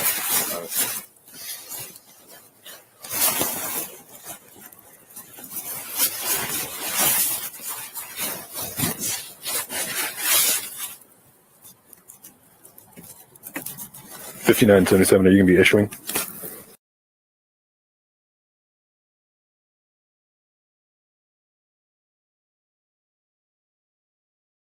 Yeah, you can't hear me unless I come on the screen. I just want to say, Lorraine, I do remember Dave. I think probably everyone here does remember Dave too, has been following this case. But what I don't remember is him saying the kids in the Banfield tossed weed in the field. So I actually was thinking of reviewing the Dave phone call today, but what I find is I try not to bring a ton of different subjects into the live stream and jump all over the place because we really like to dive into, subjects one-on-one. But we can listen to the Dave phone call after this if you'd like. If that's something you guys are interested in, I never will get tired of talking about that phone call. I think Dave, I have a lot to say on him. But anyway, let's keep going.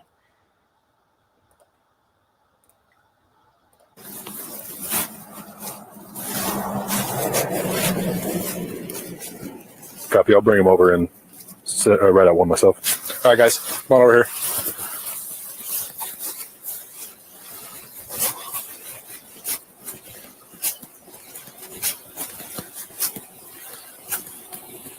All right. If you guys all want to stand somewhere in this area, don't run off on me. None of you guys are 21. There's a lot of people who feel that Dave, don't believe Dave either. So you're not alone, Lorraine. Nobody really knows. Anybody who tells you they know anything is just guessing. So that's all. It's one thing to drink in an apartment where no one can see you. It's another thing for us to drive by and see you guys absolutely stumbling down the roadway. Okay? So likely what's going to happen, because you're all underage. What grade are you guys in? What year are you? Freshman. You guys are all freshmen? Yeah. Okay. You guys had any His clothes, his clothes look so much too small for him. You guys are right. I never noticed that before. Like his cuffs don't cover his wrists. I'm not criticizing. I'm just saying I never noticed that before. It does look like he's wearing like something 2 sizes too small for him. cop talks or anything like that with our 2 campus officers? Yeah. Buzinski, Morris? Okay. I feel so bad if you're watching. I apologize. So none of this is a surprise. They've explained this all. They've given all the warning, stuff like that. Okay. Sure. So you guys are going to hang out for me. I know it's cold. I apologize. We'll try to get through as quickly as we can. We're going to get you some citations and we'll catch you loose. Okay. Sounds good. Sounds good. All right.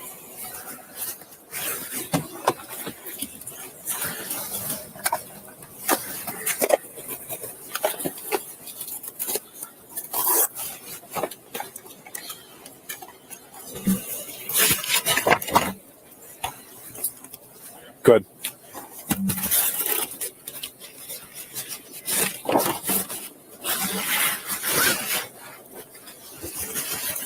Negative. He's been released from the scene. Thank you, though.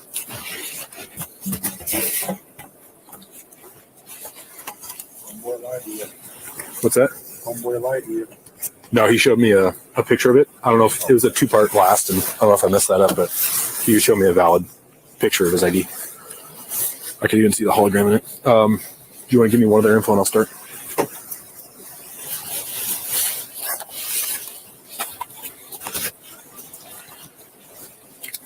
I got his address at 111.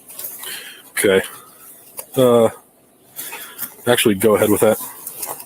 Address first? Yeah. 701 Nespers. All right, man. So this is where we can, I think this is where we get our shot of the glove. Now, I didn't see where he changed hands. That part I'm going to have to do a little bit more of a deep dive on, but this is where you guys can observe that this kid in the middle with the sunglasses on is just randomly wearing a glove. And let's also remember that only a small walking distance from here, a random glove was found at the crime scene. Speculate. Here's your ID back. Thank you.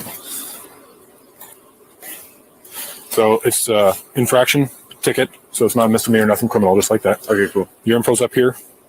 Driver's license information. Yes, sir. Charge can be minor in consumption. Okay. Idaho code. Here's the location. My info down here. So that you need to have this either contested or paid by the 1st of December, 2022 at 8:30. You know how much it would be? At the courthouse, I do. If you could sign on the yellow there, the charge for MIP is $487.50. Okay. So, perfect. Thanks, man. Thank you. I'll get you a copy here. Thank you.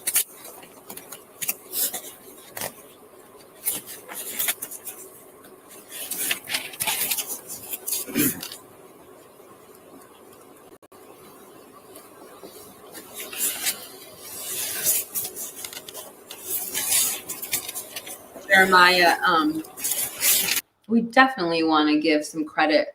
So I'm assuming when you say Huda, you mean Huda London Mental Health.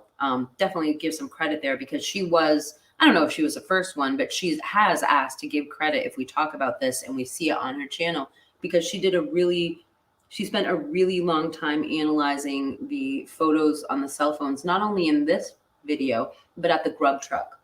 And I think that she really pioneered that.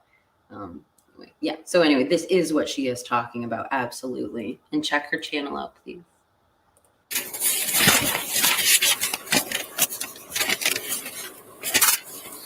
All right, man. Any questions for me? With that, yeah, you're good to go. Thank you. Perfect. Have a good day. Yeah, you too, man. All right, guys, almost done with yours. Either you've been issued an MIC or MIP citation before? Okay.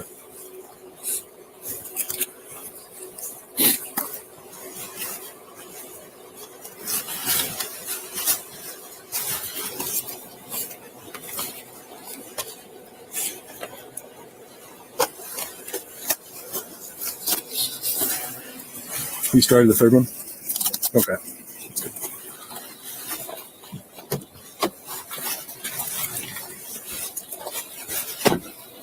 Sorry, guys. I know it's cold. Like I said, it's one thing to drink inside, I'm sure. I mean, we've all been to college. We've all been there. But it's another thing to be very publicly intoxicated and kind of bring this conversation on you. So that being said, not the end of the world. So just an infraction, not a criminal charge, nothing like that. So I appreciate it. yeah. In the future, I know it might seem like it's weird that cops walk around in plain clothes, but we do have a job to do. So if I yell at you guys, hey, come talk to me, probably should go that route instead of walking away. All right.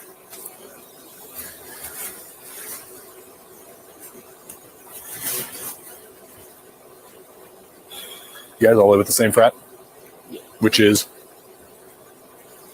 Alpha Kappa. What's you guys' tradition with flipping a car at the beginning of each year? I snapped in, so I didn't join until like a month in. Oh, really?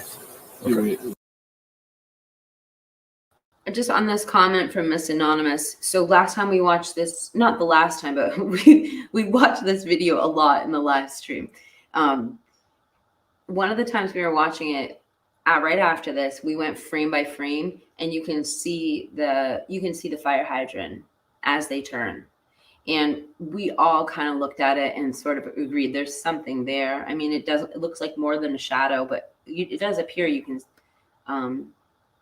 see the jacket.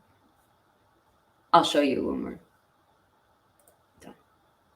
Like the car bash? Yeah. Yeah. It's just an event for Rush so that we can get kids over there, beating up the cars, fighting all pickaxes and sledgehammer. Well, we see it every year in the morning. We drive by and we go, holy shit, someone's got some cleanup to do. So Yeah. Right on. Yeah. Who gets to give up their personal car for bashing? They just buy it. Oh, really? Sure. Buy a junker? Mm-hmm. Okay. I don't know how much that would be. Probably not more, a couple $100. Yeah. It didn't drive, so. That's fair. Yeah. Probably less than what you guys pay in a weekend of beer for a good party, you know what I mean?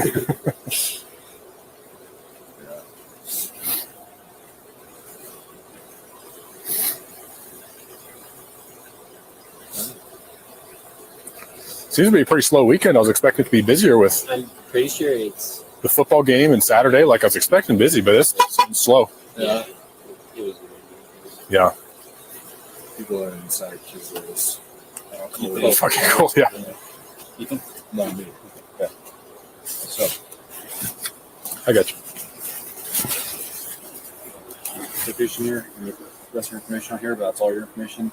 So is there a rule, like if you get multiple MFPs or MACs, it'll turn into an actual charge? Yeah, so it's your third one turns into a misdemeanor, which is a criminal charge. Yeah. Your second one is additionally more expensive than $487.50. So I don't know what it goes up to, but yeah. Definitely less than yours. Yeah.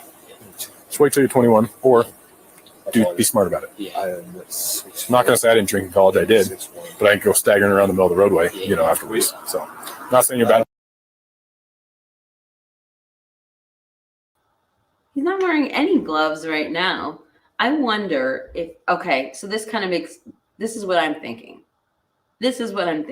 I'd never quite processed this before. If he's wearing no gloves right now, he probably took a glove off to get his ID on his cell phone.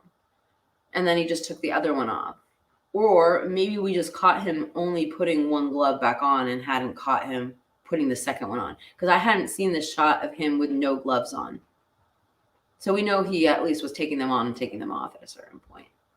That's an idea. Person or anything, but there's a way to do it, obviously, and there's a way to do it. Not obviously. He's got the glove on. It's on his right hand. Oh my gosh. I don't know. Blog. Okay. Blue.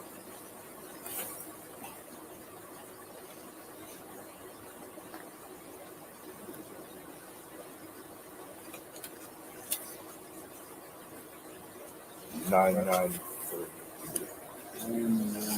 38. All right.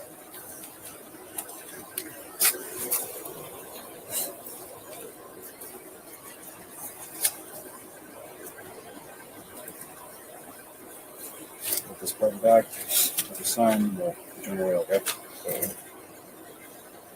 So instructions in the back. It said for $87.50.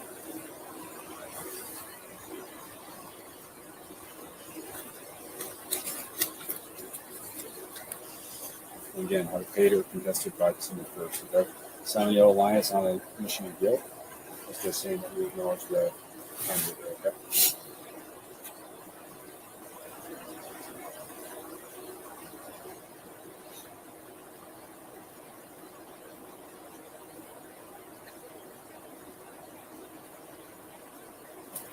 Up here. So, obviously, you're in drinking college, so it's both of you. Smart about it. Don't be staggering drunk off topic. So, okay, so you're free to go. So, Wearing no gloves. See you, man.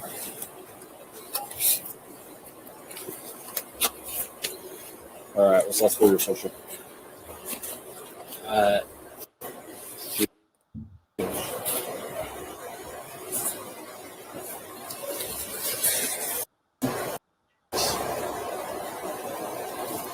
What state was your license out of? Idaho?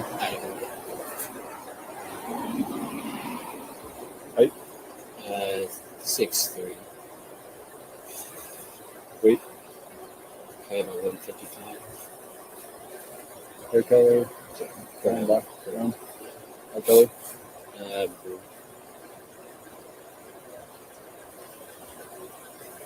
Okay, so same thing for you. December 1st. Let's go back and test back, okay? So I'm taking care of by then. Yeah. Sign the yellow line, non-mission of guilt. Just sending acknowledge that.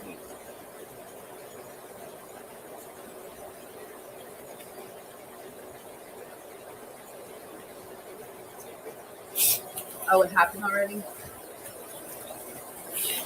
I think you're talking about the beginning.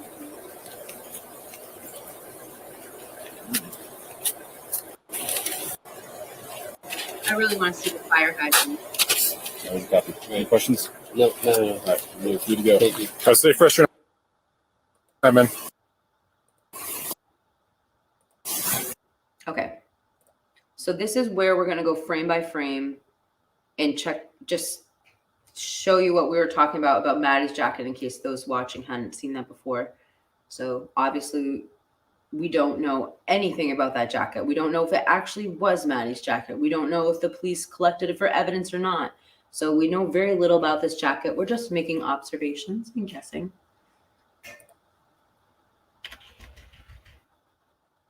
So as you, the fire hydrant is right here, directly in the middle of the screen there.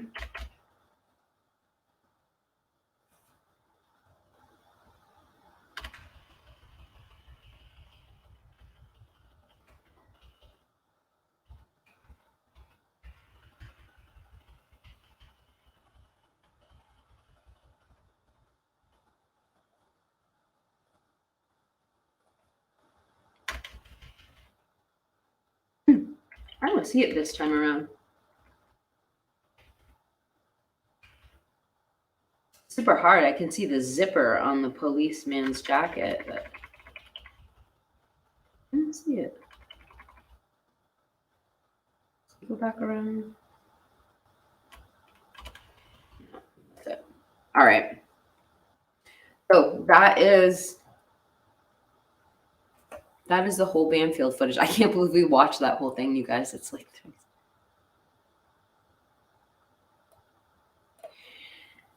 I don't know.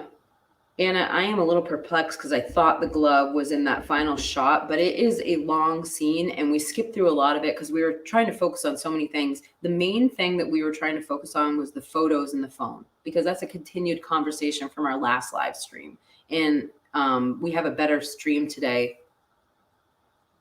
Oh, Chalk has gifted 20 memberships to our channel. God bless you, Chalk. Thank you so much for the blessing. Oh, thank you. I can't even tell you how. I didn't even know that was how to do that. I didn't know you could do that on my channel. Very grateful. Thank you for the support. I just appreciate everything. I appreciate you guys being here. Hold on. Rock. Okay, I don't know what we're talking about. Yeah, that is strange. But then again, it's November, and they might not have just had all their winter gear out. I mean, you think about November, you have your hats and gloves, but you know, you don't necessarily have all of your winter clothes unpacked at that point. Some people aren't even wearing winter jackets on November 13th. You know, snow season hasn't started. It's technically still fall. So, yeah. I know there was snow on the ground. It was overcast that night, and I think it was 28 degrees. So you're right. It is weird. There's no hats and gloves, but it's also hard to look super cool with hats and gloves on. But we look at the grub truck, and that night, I mean, maybe only 20 or 30% of the kids actually had hats and gloves at the grub truck at, 1, 2 a.m. Thanks, Maxie. So Jeff sent me something that I think you guys would be interested in, if you don't mind switching subjects. And Craig is talking about those photos that we just saw in the still frames.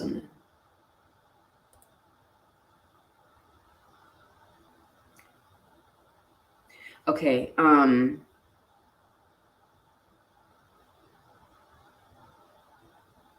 Okay, so I'm going to pull up this new footage. Jeff just emailed me something very interesting. So we were talking about Dave a little while ago. So there hasn't been a lot of people that came forward as witnesses, but there was a small handful of people who nobody has ever been able to confirm. Some of them have been, I guess you could say, debunked, but that's not really the word. I don't think we've gotten the whole story on all of the people, but they've been debunked as far as like actually having knowledge of the crime.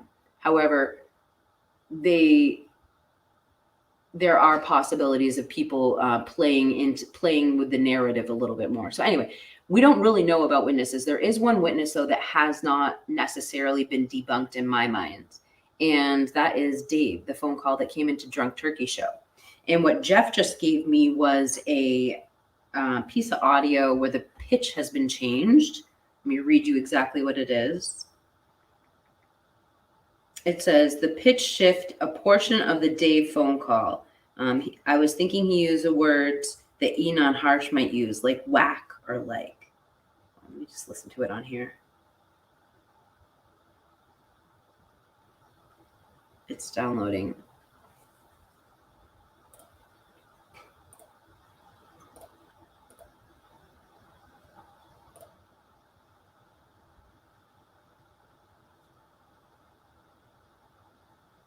Okay, it just downloaded. Let me pull this up in StreamYard, and then we'll pull the Dave phone call.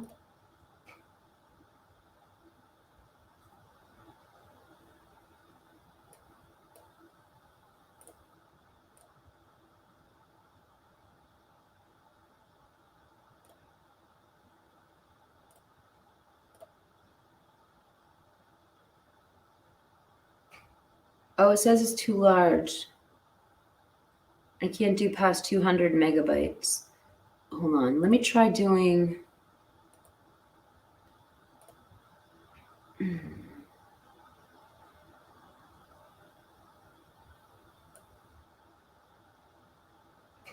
me try uploading it another way. Hold on. All right, I'm just gonna try playing it on my phone. I don't remember like exactly when I woke up. I just remember like waking up and opening up my Snapchat, and there were dozens of Snapchat messages in all the group chats. And I just remember like I was just kind of whack, and then like I got up and I was like getting ready for work, and then like when I kind of like woken up a little bit more, I started to go through them because I did not want to have to read a lot of shit early in the morning. And then I ended up like I was just sitting there scrolling through it, and then I opened up the messages, and then there it was. It was like, holy shit, did you guys hear about what happened? Like, blah, blah, blah, blah. And I'm scrolling up, and there's just, I mean, lines and lines and lines of text. Everyone's talking about it. Everyone's awake. I mean, and this is before 9:30 on a Sunday. And I remember that because I had to go to work, and I ended up not going because I wanted to be with my brothers, right? Kind of obvious.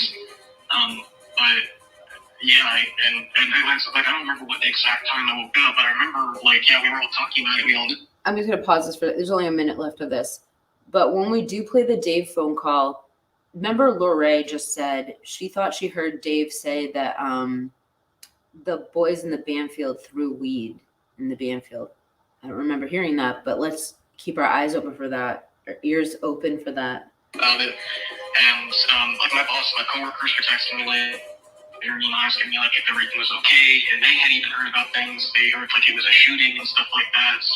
So this is the same guy from the interview. This is Dave, but Jeff has changed the pitch to just kind of give us an idea of the vocal tone and the language without hearing that heavy voice changer and bass in it. So, I mean, people are bringing up Enon for this phone call. I don't personally, but it's very valuable. It's a valuable audio clip. Yeah, it was kind of weird because like at the beginning, everyone said like at the beginning, like the very first messages where people were talking about the stabbings, or like a stabbing had occurred. And then it changed to an OD, and it was just kind of weird. Like looking back on it, it changed to an OD so quickly, and like nobody questioned it, and like we didn't question it either because we knew there were drugs in that house, and like just genuinely thought like, okay, they got a bad batch, and that's just what happened, right? Because you see it on the news, it happens in major cities. Okay, so you've heard that little blurb. So just in case somebody isn't familiar with what we're talking about, we're going to bring up the Dave phone call. And I have it on, I'm just going to bring up the one that's on my channel just because it's easier. But I do have, one of my most successful videos is this Dave phone call. And let's see, so let me go to my channel. And if you want to come to my channel, it's pretty easy to find. It's got a beautiful thumbnail. It's a picture of Kaylee and her friend, Katie. It's called Anomalies Before the 911 Call. And it's done really well. It's one of my more successful videos in the podcast.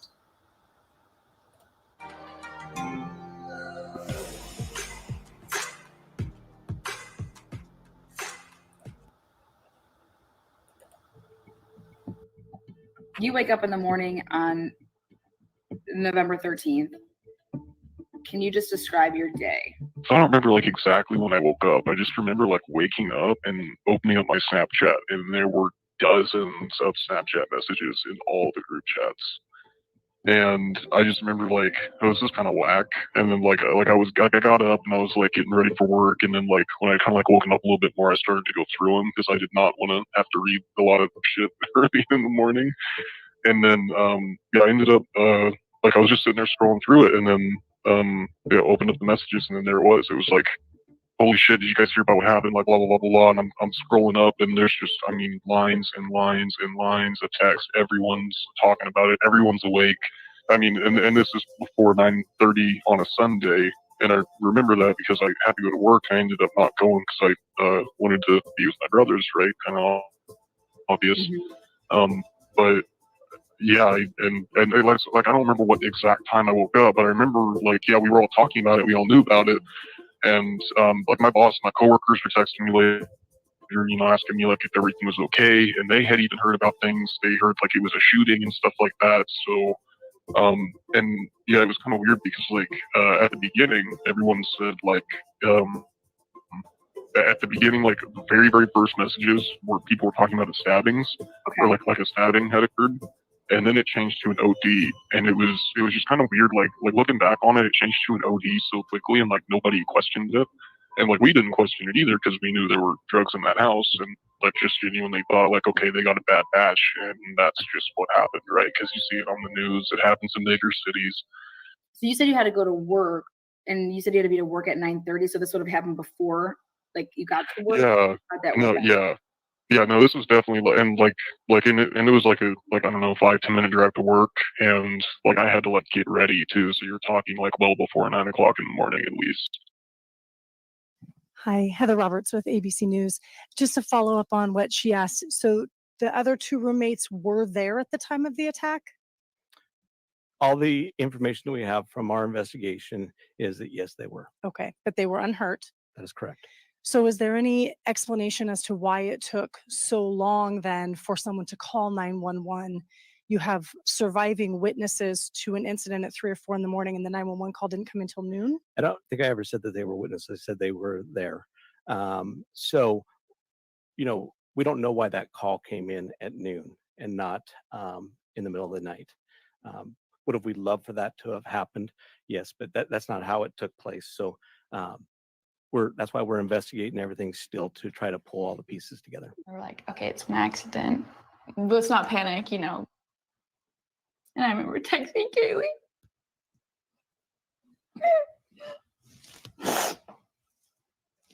See if she was okay.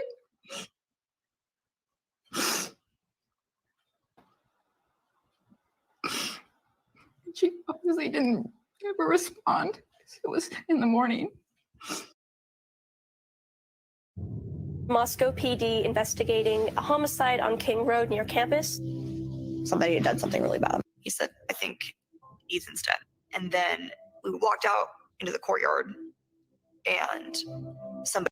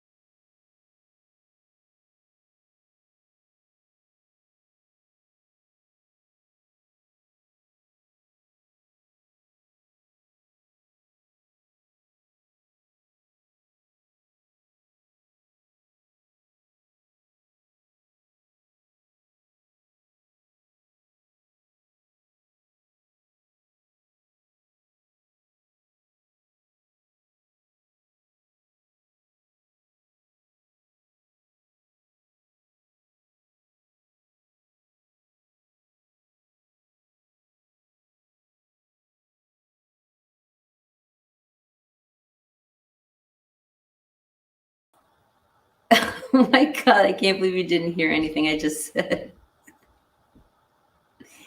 Anyway, I'm just bringing out, look at the quote here.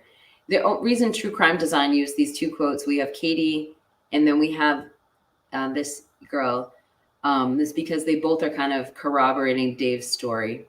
And it's not suggesting that the police, we don't know if everything that's going on, we haven't seen all the evidence, is not suggesting the police don't have the right man. But what is being suggested is some people suggest that BK isn't the right man. Some people suggest there are parallel crimes that were happening that day. So just interesting food for thought. Hold on.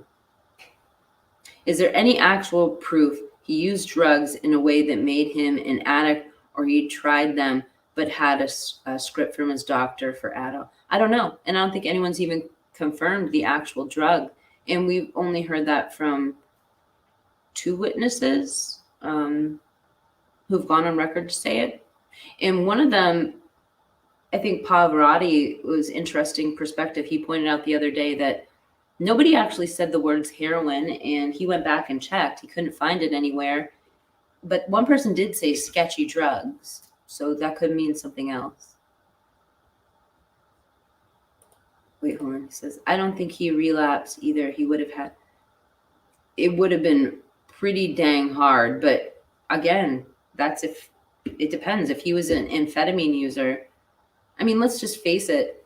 We see addicts in their most extreme phase, but there are functioning addicts, people we love and know all around us that can function on drugs, and we would never know.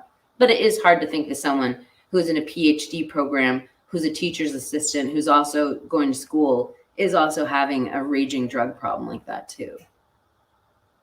I should stop talking. Moscow PD investigating a homicide on King Road near campus. Somebody had done something really bad. He said, I think Ethan's dead. And then we walked out into the courtyard and somebody said that Xana was dead. My niece said something bad has happened to Kaylee. So then I started calling.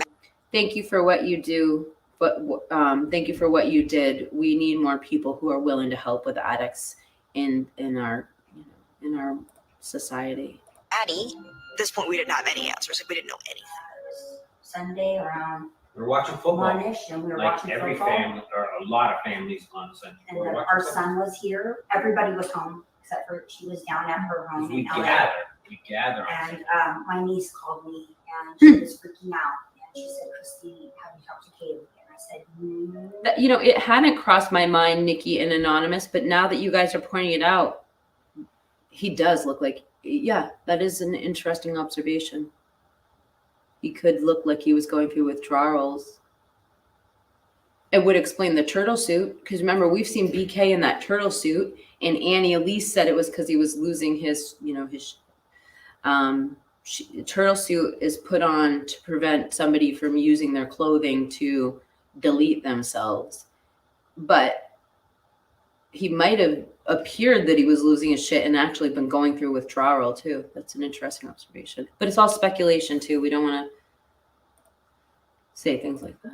Yesterday, you know, like last night, and she said something bad happened. Something bad happened. And she was just bawling. And I said, well, what do you mean? Sorry for your loss, Nick. She said, I think Kaylee's dead. And I said, well, what do you mean? And she All our said, stomachs just dropped. she said there was somebody just called me and they live down there. She said there was a party last night and somebody went in and shot the party up and Kaylee was shot. Sorry for your loss, Chuck. I was like, what? And I just threw my phone. I threw my phone. I started screaming. I started telling everybody to call Olivia and to get all her roommates on the phone.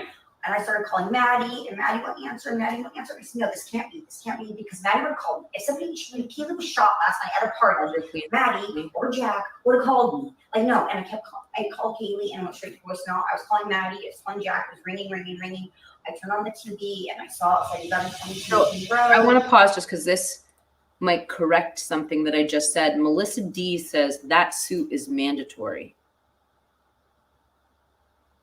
I feel kind of bad too, because you know a lot of people have speculated that was due to his own actions, but Melissa D is saying that turtle suit's mandatory. His car was in the driveway, Maddie's car was in the driveway, but it was saying an unconscious person. And we're saying, okay, maybe this is like maybe something happened. So Steve starts calling the police. Steven, our son, started calling the hospital, and he started calling the PD and saying my name's Gonzalez, and we heard that my daughter Kaylee Gonzalez was killed in an accident, and they said, oh, we can't give you any more information, we'll call you back. Well, we just, next thing you know, some more phones started ringing. Our daughters that came running down, 16 and 17 years old, came and said, Mom, somebody just called me and said that Kaylee's dead. And we're like, what? Like, who was it? She's like, I don't know. It's somebody that they're there and Kaylee's dead. And we were like, oh my God, like this can't be, it's just very, very, very dramatic. These protocols have to be updated. Yeah. These protocols of somebody showing up at your door 10 hours later, it's ridiculous. Because we had hours of panic before the sheriff department. It was terrible. It was about 4:30. So you guys, they never called you. You guys found this out from family members that were in the area, and you guys didn't get notified. You actually reached out to them, and you guys still didn't get notified. He wound up calling them twice. I get it. Their protocols are all about maybe they'll miss or something, but they have to be updated because social media moves so fast, so quick. 11:58 a.m. This phone call goes out to the police, and I'm like, "Hey, Dave, you told me that you knew about this at 9. Let's say that I would have come back like months ago when this originally happened. Let's say that I was like your family member, and you're telling me about this, and I would have been like, Dave, wait, you told me that you knew about this like at 9:30 in the morning. Well, 911 wasn't called until like 11:58 a.m. Like, do you think that that's weird? You get what I'm saying? Like. Yeah. Well, and that's the thing, right? Is like 2.5 hours. We don't know, and we never really we didn't a lot of us kind of unplugged ourselves from the case and all the news and everything. It's just we live in it so much. You see those reporters just going to class each day. You don't want to walk out of your freaking house, But we just kind of stayed unplugged to where we didn't really even think about it or connect the dots. And that's why when I heard WSU's Kim's thing, when she said that, and literally like when she was talking about how she like yelled at her daughter like that, it literally made me think about like my mom doing that to me. Like that's what it felt like, was like she was my mom saying that same shit to me. Like, how the hell did you know? And it just like it literally like just blew my mind. How did we know? How did I not think of that? Wait, what? And it just made me have so many other questions. Like, holy shit, she's right. And not even to mention that, how the hell did her daughter know? Her daughter goes to WSU. Like, we have like way closer. Like, I can go through like on my phone, one person or two people and be in that house, right? In that sorority. Like, I've got girls on my phone that are in the sorority. I've got people that know other people in that sorority, like upper and lower classmen. How did that girl find out? And it's just, like depending on who people are friends with and stuff like that. Right, but even then, that quickly, like you're gonna go to your inner circles first, right? Like that's why I was talking to the one kid, because his girlfriend was freaking out, and so he was having to be there for her without like being able to go to the sorority. So he's texting her and letting her blow off all this steam and telling me what she's telling him too, amidst the other information that we were receiving. And yeah, it just, I don't know. I honestly don't know. I think we just have a really good way of being young and dumb and staying distracted with school and partying and everything else. And we just, not a lot of people question things. Maybe it's just like a kid thing. I don't know, but we just. No, I get that. Unless you have personal knowledge, but like, for 911, I'm gonna pause this for a second. Does anyone know where Rory is? Does anyone talk to him? Because I went on his channel when I was, because I've been really catching up on, because I'm doing a lot of research. I'm going to be having a special about DOT coming up, showing you guys some things you probably have not seen before. They're certainly not on YouTube, but I'm going to probably give you some information on DOT you haven't heard before. But in my research, I can't find Rory. I mean, the last time I think he posted was like 4 months ago. So if anyone talks to him, I'd love to have him come on. And I feel like Braden said some pretty sketchy things implicating him, and I'd love for him to come on this live stream and just give a couple words. But if anyone's in contact with him, let me know, or let him know I'm asking about him. I'd love to have him on the show. 2.5 hours, let's just say. But everybody else is messaging each other. That would mean that somebody had to message to get this thing going. It had to be from. So Jeff is reporting that Tommy Jude says Rory's in love. That would explain. He doesn't have time for YouTube, you guys. So love is great. That's good. From the inner circle of whoever was in that house to have possibly told everybody to get that going. You get what I'm trying to say? 100%. Yeah. 100%, I agree, and that's where like I'm asking the same questions. Is like, oh, gosh, this is a tough question to answer, Kim. I mean, I don't want to tell you necessarily what I feel in my gut, because I'm being influenced by a lot of research right now, and I have to listen to a lot of information. I don't necessarily. I would say this. That phone call is so convincing. I would be, if I'm studying this subject, I would be foolish to not research whether it's real or not. I do feel that way. And I certainly have seen nothing yet that has debunked this call for me. But I do know I started watching the Paramount in Discord with Rock Chalk and Robert a while back. I did not finish the video. I did not see Dave in it, but it would be interesting to see his demeanor. It'd be interesting to see how that all transpired, where he went to pull his Snapchats up and they disappeared. I don't know, but I do feel that I have a responsibility to show you all the information I have, as long as it's appropriate and it's not knowingly. I want to show you guys what I see, so you can form your own opinion. So. I'd love to know what you guys think. Do you think he's real? Like, what did those girls do? But like what did they do? Like, how did we all know before the cops even got freaking called? I just didn't think connect the. Well, that answers the question. No, Christy says Rory, I hear, is doing good, but don't want the drama. That makes a lot of sense. Not like it didn't, I don't know, man. I mean, we don't know why that call came in at noon and not in the middle of the night. Would have we loved for that to have happened? Yes, but that's not how it took place. She obviously didn't ever respond. It was in the morning. Investigators are trying to ascertain why there was a delay and what actually occurred. Is Rory's brother on YouTube? What was heard? That's a question that's still out there.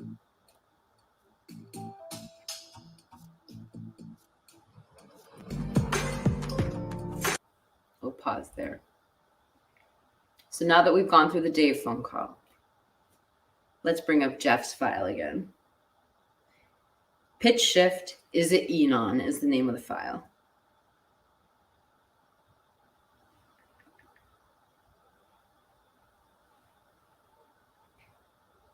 I don't remember exactly when I woke up. I just remember waking up and opening up my Snapchat, and there were dozens of Snapchat messages in all the group chats.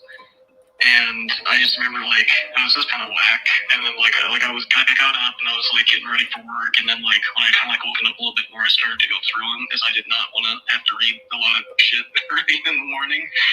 And then I ended up I was just sitting there scrolling through it, and then I opened up the messages, and then there it was. It was holy shit, did you guys hear about what happened? Blah, blah, blah, blah, blah. And I'm scrolling up, and there's just, lines and lines and lines of text. Everyone's talking about it. Everyone's awake. And this is before 9:30 on a Sunday. And I remember that because I had to go to work. I ended up not going because I wanted to be with my brothers, right? Kind of obvious. But yeah, and I don't remember what the exact time I woke up, but I remember we were all talking about it. We all knew about it. And my boss and my coworkers were texting me later, asking me if everything was okay, and they had even heard about things. They heard it was a shooting and stuff like that. So, and yeah, it was kind of weird because at the beginning, everyone said at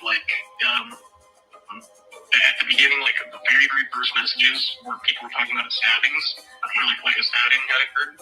And then it changed to an OD, and it was just kind of weird. Looking back on it, it changed to an OD so quickly. That's true, Amy. And we didn't question it either because we knew there were drugs in that house, and just genuinely thought okay, they got a bad batch, and that's just what happened, right? Because you see it on the news. It happens in bigger cities.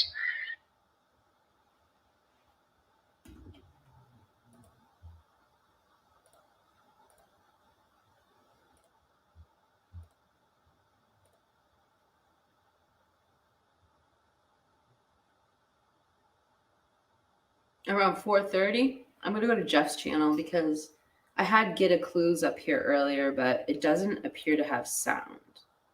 And Jeff said he had one with enhanced sound. I had the background blurred, so you didn't see the Windex, the Murphy's oil soap, the broom.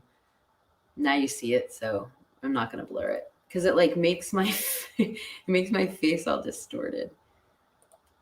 But it's not a beauty channel, so it's a true crime channel, so nobody really cares.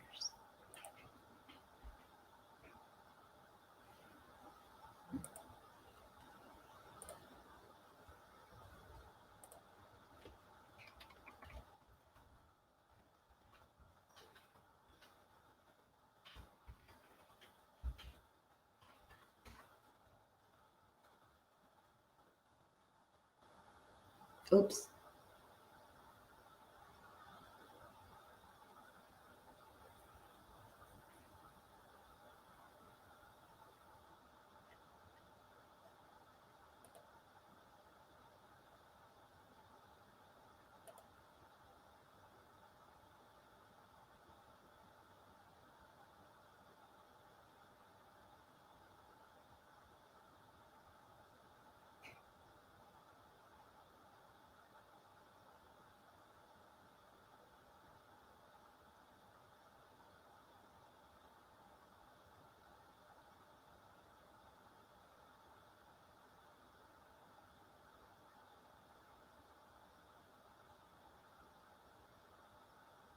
Hold on. Where the heck it? Okay, I'll go to this one, I guess.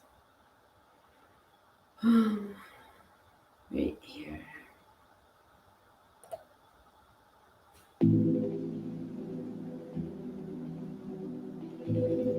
So in Adobe Premiere Pro, there's a cool thing called blend mode. You can find this also in Photoshop and also After Effects. The blend mode I'm going to show you here is called difference mode. I can't see the timestamp in this one. Oh, why?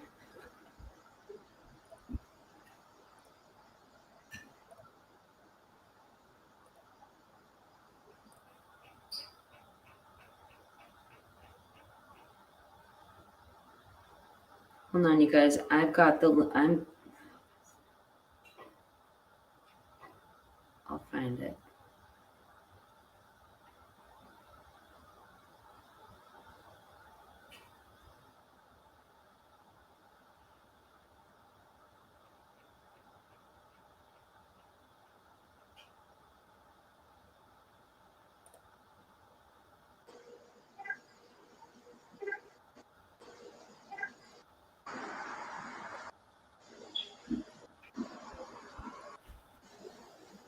Okay, we're here.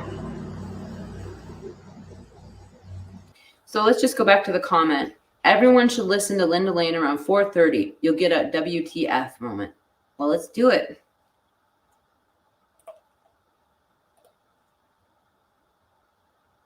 So let me fast forward slightly.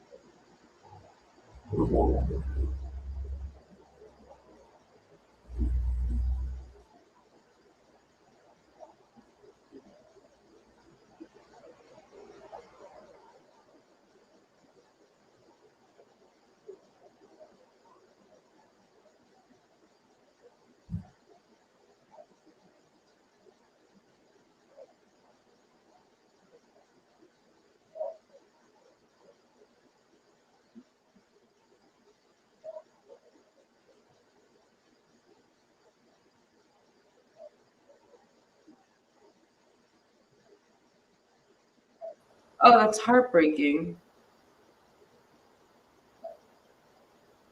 I'm going to start crying. I don't know if I can keep listening to it. I mean, clearly what we're listening to is Murphy incessantly barking. I mean, I don't want to say clearly. Obviously, it's not clearly. Nothing's clear. There's an apartment building in between. But when you're listening to this, that's where your mind goes. And to me, if I had to give an observation of what I just listened to, it was not coming from the apartment building. It was something from outside of it, and it was off towards the right side. I don't know. It sounded like roof, roof, roof, roof, roof, roof, roof, roof, a dog barking, or it could have sounded like someone from a far distance away yelling like that. But it does sound like something. It could be our minds playing tricks on us, though.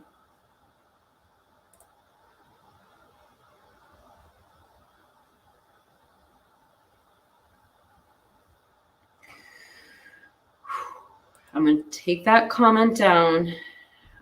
I have heard other people throw out those accusations against him too.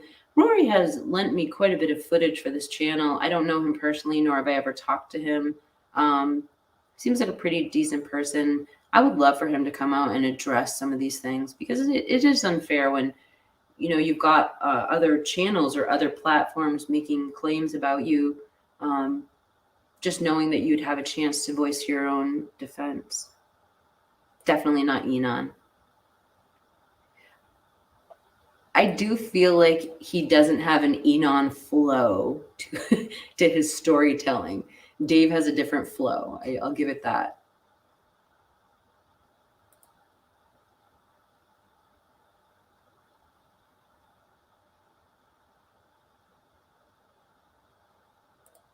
In Jeremiah 2. I mean, Jesselyn says, I'm not saying not yet.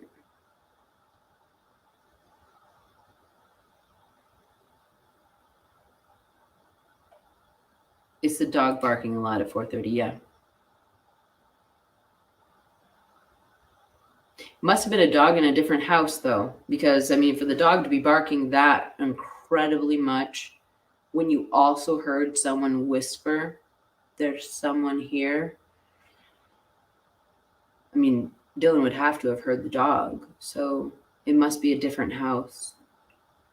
There's a lot of houses that could possibly be closer to Linda Lane than actually 1122 King. So I don't want to go full-blown conspiracy. Thank you so much, Miss Anonymous. I'm really glad you guys stayed through my first non-IDAHO4 reporting at the beginning of the live stream, too. That meant a lot to me. Thank you for being here. Because it's important to me, and I just, you know, I'm glad you guys stayed to hear that story.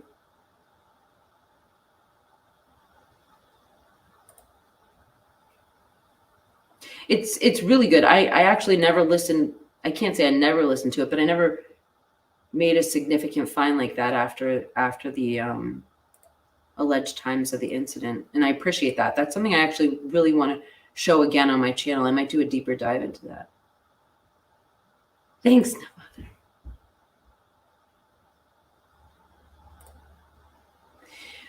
I don't know if it's the clarity of my live stream, but today I can see the pictures super clear, and we weren't able to do that last time we streamed. So 2 girls in active video.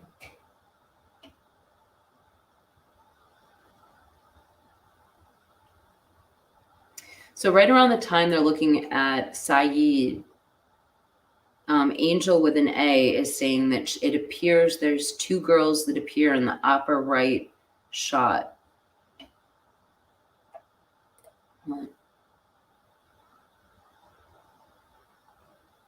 Oh, okay. So listen, next time we found what we were looking for, but Jeff says, because Jeff archives a lot of these things, he's been following this case from the beginning, and he's been also clipping things because a lot of stuff gets taken down off the internet. So go to Jeff's channel, and he says there's an easier way on the home tab. He's got playlists. Same thing with me. I've started to make playlists on my home tab too.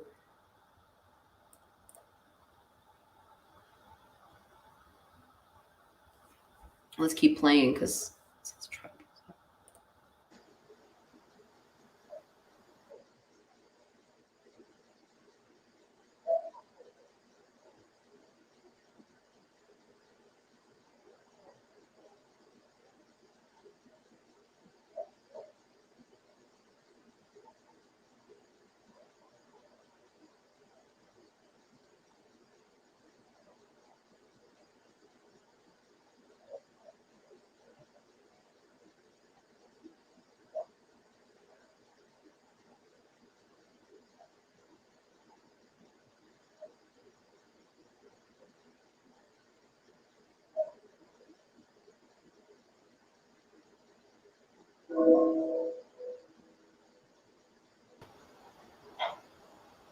that.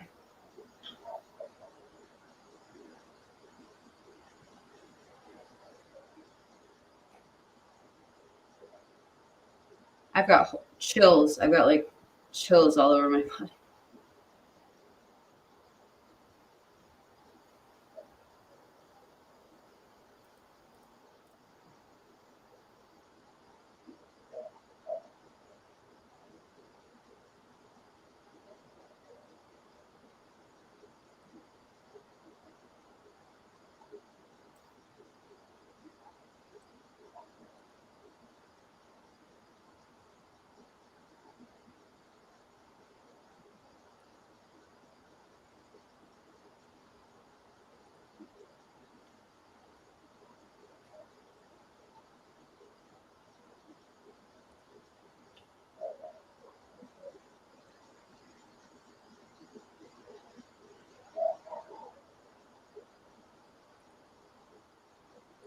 I'm so perplexed by this too, Miss Anonymous, and I agree with you. So I'm going to read her comment out loud for those who are listening and not watching. I'm sorry, but a PhD student in criminology who studied under Ramsland isn't going to drive his car to the scene, bring his phone, and be seen on camera.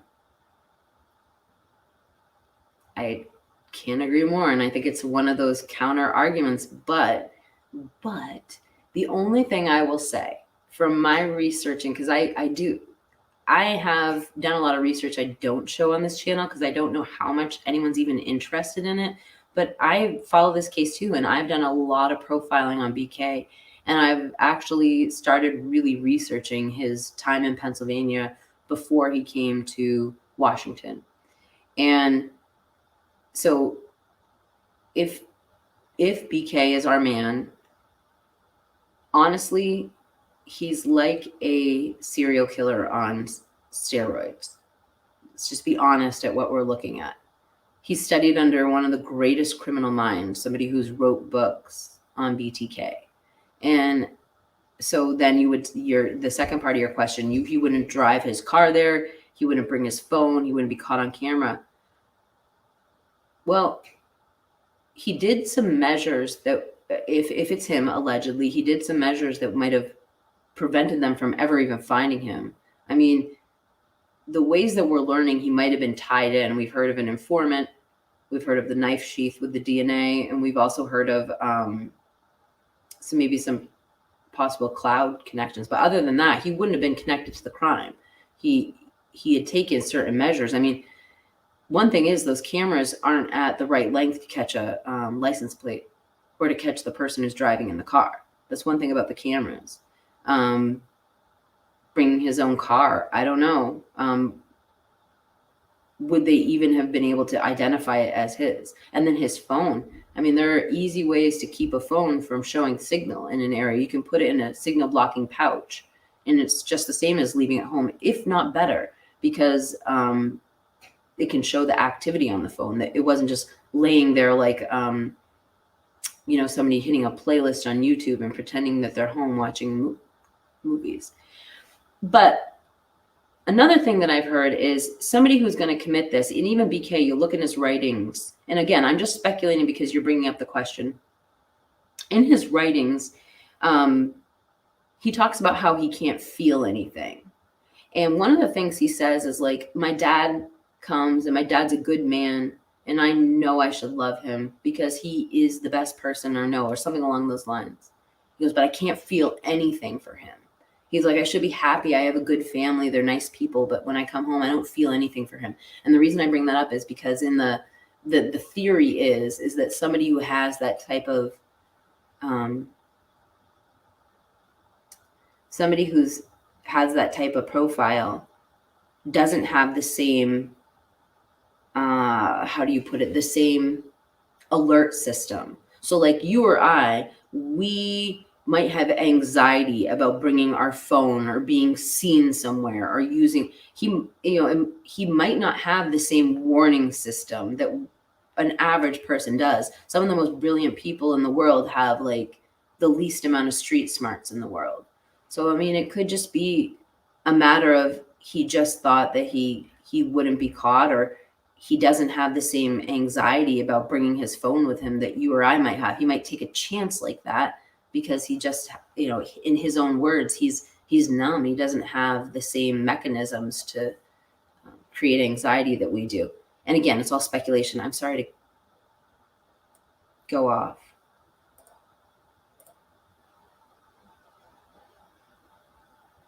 Okay, Dawn, I'm going to go back to 428. And then I might call it a day after that. I really appreciate you guys being here.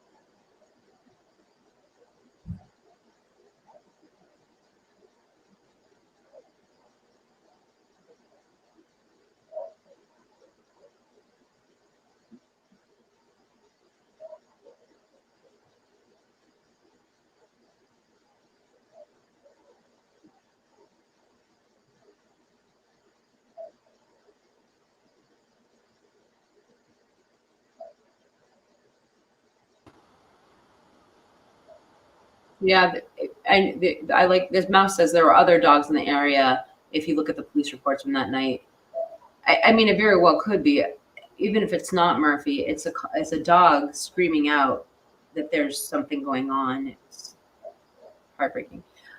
Jeff had put a comment up here that his most listened to time is 4:21:01 through 4:21:19, and that's the sound of the car speeding away. So since we're in this vicinity, let's just listen to that. I mean, it's part of this story at this time of the night.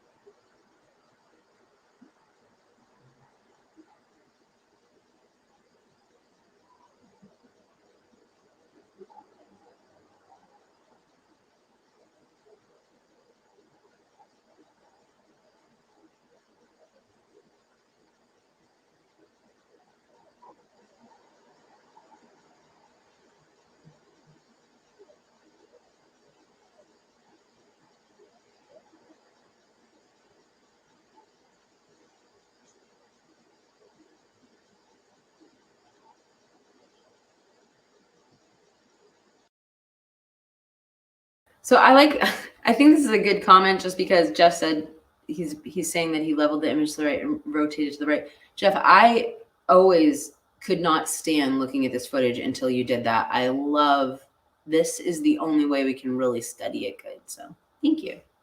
We're glad you did that. I'm gonna play this. Well, actually,